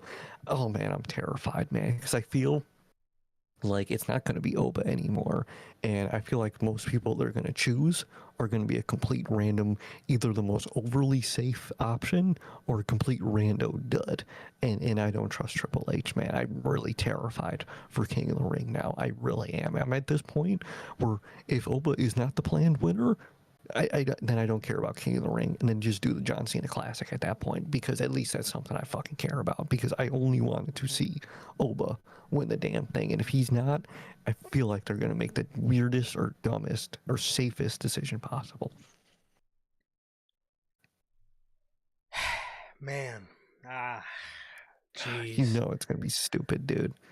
Again, this completely fucks up everything. Fucks up everything. I think a lot of people wanted to see Roman and Oba, and we could very well get that. But I don't know how everybody's gonna feel if Brock Lesnar gets his win back. Thus, damn near vetoing, Oba's WrestleMania win, for him to then bounce in the King of the Ring tournament. Again, I get you wanted to stack the card for Clash in Italy. It's again, I get you wanted to do that, and I'm not gonna deny putting Brock and Oba on that card. Obviously, it's a big match. It's a very big match. It's probably gonna make the show a lot better.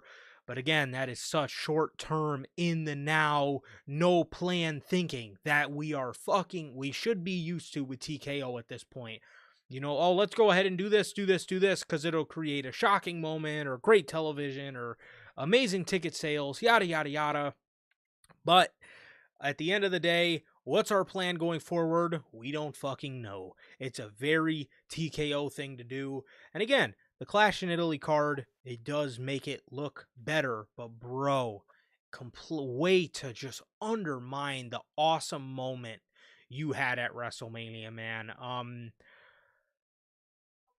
And now, I don't know. Again, you could have had a semi-truck, a steamroller of an opponent in Obafemi to challenge Roman Reigns at SummerSlam. You have him lose to Brock. You definitely are going to pump the brakes on that, man. You are going to pump the brakes on Oba walking into that match as hot as you know, as he is. So, I don't know. Ridiculous. It is so ridiculous, and that is such a Vince thing to do. Oh, well, I gave you what you guys want at WrestleMania, so now we're going to fucking do things my way, and we're going to give you guys the shit outcome in the end. Always that way, man. With all these bookers, man, they don't get their way, they're gonna find a way to get their way because they throw a fit, dude. Always. Absolutely absurd. Brock is back.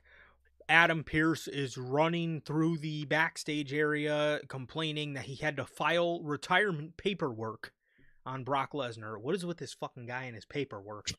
This dude lives in fucking paperwork, apparently. You don't got Google Docs, bro. You don't got literally, bro. Like, you don't got a fax guess, machine. You know, the whole Email? fucking job is paperwork, something. Every time there's a match, oh, I got paperwork. Oh, I need you to sign this, sign that. You don't got an e-sig. You don't got an e-signature, bro. Something. You don't got none of it, bro. You don't got nothing like that. Like, God, and that's the worst part is it's so inconsistent because sometimes they just have him go out there and make a fucking title match out of nothing. But sometimes I'll never forget that week. I forgot who it was, but he just straight up told someone, "Hey, I can't make a title match right now. That's not how it works. That requires paperwork." When he did it the week before. Yes. I'll never forget that, bro. That was some of the worst shit they'd have ever had for that dude to go do. My God. Paul Heyman is in Pierce's office. Pierce says, "What was that? I thought Brock was retired." Heyman says, "Brock is retired." Doesn't like you just said, Sir K. They gotta have a fucking they gotta have a knack for making Paul Heyman look like the dumbest motherfucker I've ever seen in my life, dude. They got to. He's retired. So here's a contract that Brock already signed for a match, but he's retired though. You want to make him a dude? I genuinely think that Triple H has some type of beef with fucking Paul Heyman because fucking everybody does. Apparently, unless you're fucking like AJ Styles or something. Wait, no, doesn't AJ not like him? Doesn't he also not like Heyman? He hates him. Yeah, okay. I thought he hated him. Okay. Most people apparently just hate Paul Heyman. And Triple H might be in the same boat because he just makes him look stupid every fucking week.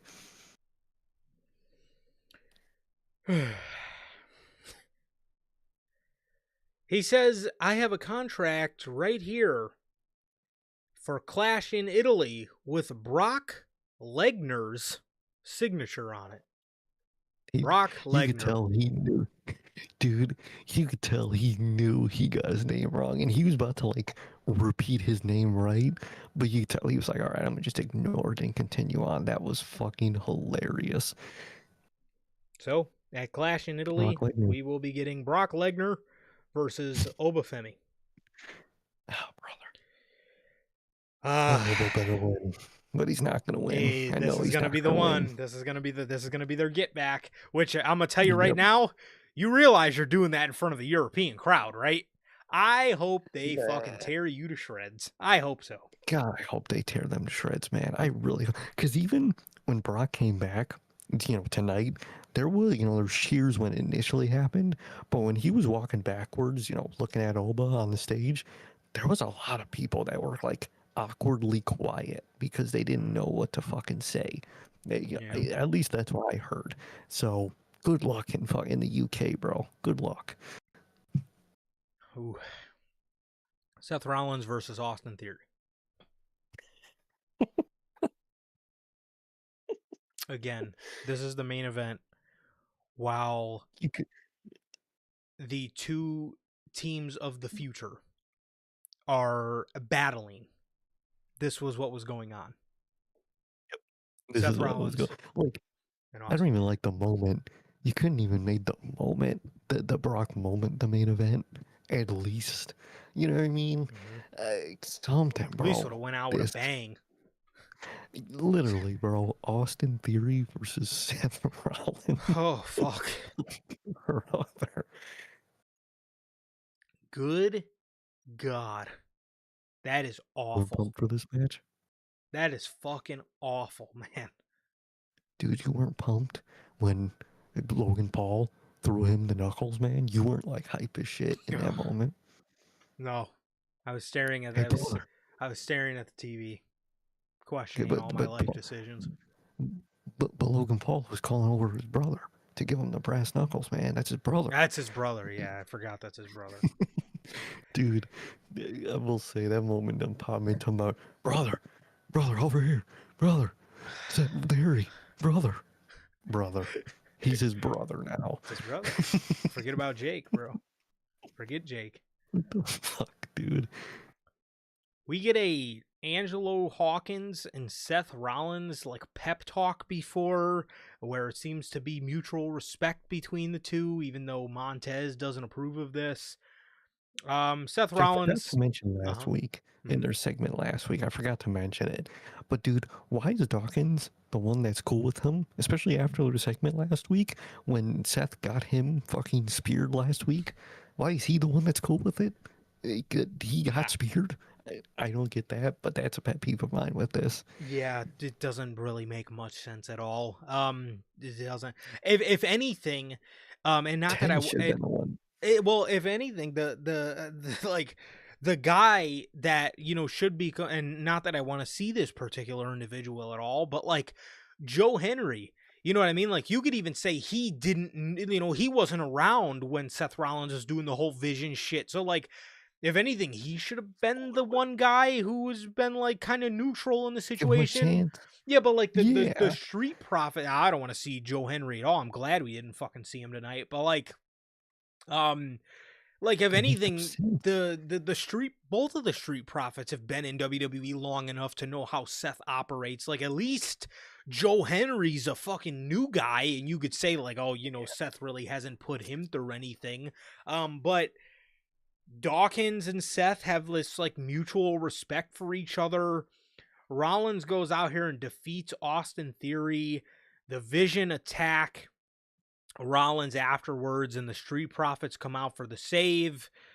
Dawkins first, then Tez. Tez tries telling Dawkins, what are you doing? Why are you helping him? And then Braun comes out, and Tez takes the bullet for Dawkins, which I'm sure is going to be a big thing next week of, Tez trying to, Tez trying to, not be cool with Seth because of shit like this, and they're getting involved in his business. What a complete waste of a main event, dude. What a complete fucking waste of a main event, and waste of a storyline that, I mean, is just, I mean, this is just subpar shit, bro. I mean, we're gonna get a pairing with the Street Profits and Seth. Yeah, this is really just lighting the fucking summer ablaze, isn't it, Paul? This is just way to fucking send the crowd home happy, man. Wow. You fucking idiot. Seth and the Vision, they were victorious tonight. And, we're going to get an alliance of Seth Rollins and the Street Profits. Yay, man. This is what I want for the summer, man. What the fuck, Triple H? Are you where's your head, bro? It's got to be located in your ass, bro, because you just have no fucking clue what you're doing. This is horrible. It's so lame and generic and stupid. I don't know why the Street Profits are really around Seth and gonna be his main allies here. I know they're gonna lose at Saturday night's main event, either because of tonight, because they took the bullet for Seth essentially, so they might be too beat up to win the match on Saturday, or they're just gonna lose to faction numbers gain, and Seth's gonna be like, "Oh, I told you so. If I was in your corner, you would have won." And it's just gonna continue on, and I'm fucking dreading this shit, dude. This is one of your central stories. Again, we were saying it when you first set this shit up. You couldn't at least have a team with Seth that at least made sense for Axiom. MCMG, somebody that could have made sense, but this is the most useless shit ever. And then they're gonna drag LA Knight in it at some point. What is this, bro? What is it? Just stop with the vision and just get Reed back when you can, and just split everybody up and just have everybody go their separate ways, bro. There's no value in the vision anymore. There's none. There's not really much when they were together, let alone this version of it. Let alone this version of it, man. At least the Seth Riders had something, man. But the fucking Don Callis family, Junior, they have nothing, bro. They have nothing. The Don, they have nothing. Man. God. Oh, brother. Yeah, I have I don't know how Triple H understood how to master a summer 3 years ago with all those back-to-back-to-back international shows, and it was like, do you remember that summer, bro? It was like the most lively WWE good. was in like forever. And even the summer of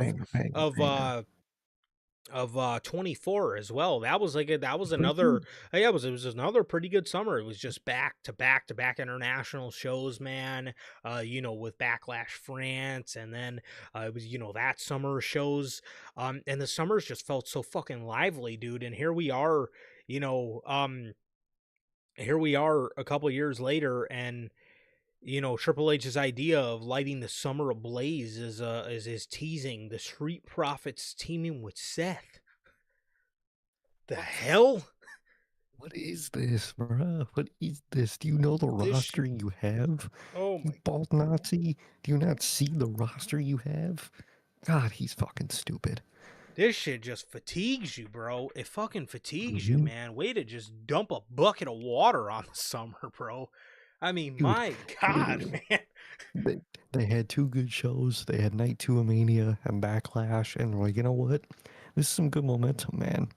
Let's fuck it all up, dude. Yeah. Let's just fuck it all up. Throw it away. Hopefully, Clash is like a outlier. Maybe, hopefully, Clash is going to be like an AEW situation where the TV sucks, but the pay-per-view is very good. It's the best I could hope for. But man, they are making the summer. They are making the summer full of interesting storylines. They really are, because I know eventually Randy will probably come back for the SmackDown side, and man, the summer looks rough. It looks awful. It looks awful. It does. But that is everything. That caps off episode 300 of NHP Unscripted, man. And man, this is rough. Crazy. This is rough, man. This is What a rough 300 they gave us. They gave us a lot of bullshit on episode 300. At least they gave us something. It was a lot of bullshit, but it was at least something.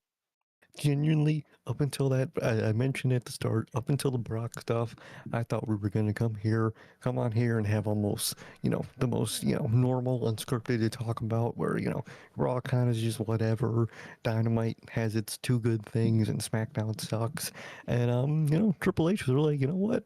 I'm going to do something for you guys. I'm going to give you guys some content for 300, man. So in a way, thank you for sucking so bad. We have something to complain about, man. And 300 is wild, man. We hit 300 for Unscripted, man. It is wild to say that, man. Yep. And only a few, we're going to be here, man. And it's crazy, man. 300. Looking back at all the other milestones where, wrestling was at the time is crazy. And never would have thought that we would have been, saying the shit we had to say tonight for episode 300. When Unscripted started, I believe Keith Lee was the NXT champion. Oh my god! Yeah. Holy fuck! Drew McIntyre was in his first world title reign, I want to say. That's crazy. And the Universal Champion was, I want to say, Braun Strowman. Yeah, I think it was technically Braun for that week. Yeah. I think the first week was the one week that Yeah. Braun had it. Yeah. That's Yeah. crazy, Yeah, dude. bro. Hey man, this show has created some of the best rants, some of the best some of the best. You guys have seen all forms of us, okay? You guys have seen us excited about the product on this show. There's nights like tonight where you kind of see both of your boys deflated about the product, about the show. But our number one rule on this show is be honest, okay? And that's what you get from us, man. You get pure honesty. This is how we feel about these shows. Again, you guys have seen us in our most excited state, our most bored, our most frustrated, our most angry, our most going out sad forms of watching these shows, man. But all in all, genuinely, man, want to thank you guys for joining us for Unscripted every single week, man. It's been an amazing 300 episodes, and I hope we see 300 more. And man, no matter what road Unscripted takes, no matter what road NHP takes, man, just thank you guys so much for sticking with us, man. Thank you so much for riding with us throughout this amazing adventure. And it is it's just so crazy. I remember chalking up the logo.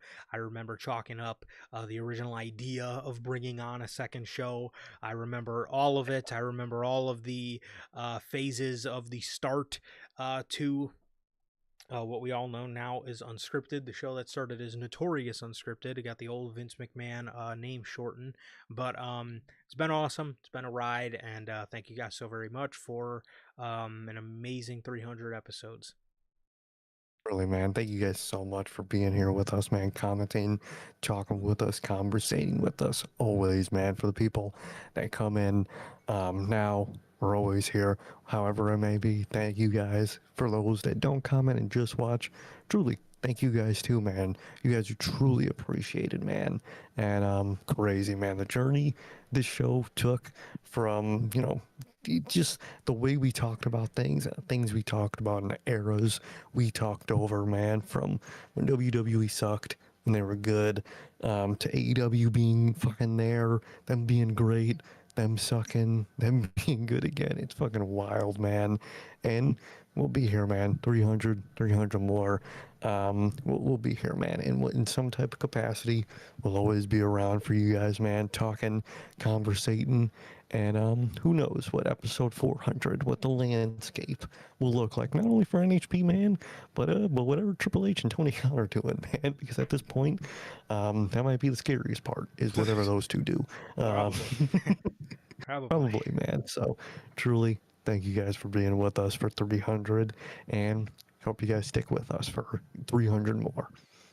Absolutely, man. And with that is going to do it. Thank you to everybody, a part of the Replay Mafia. Thank you to everybody in the live chat. We got the homie Jump In Jeff, we got Manager Logan, we got Fleck, and we got David. Thank you guys so very much, as always, for joining us.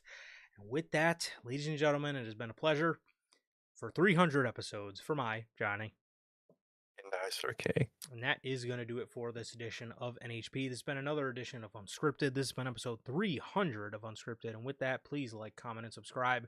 And we will see you all on Friday with the news, Saturday night's main event, and Double or Nothing predictions. Peace.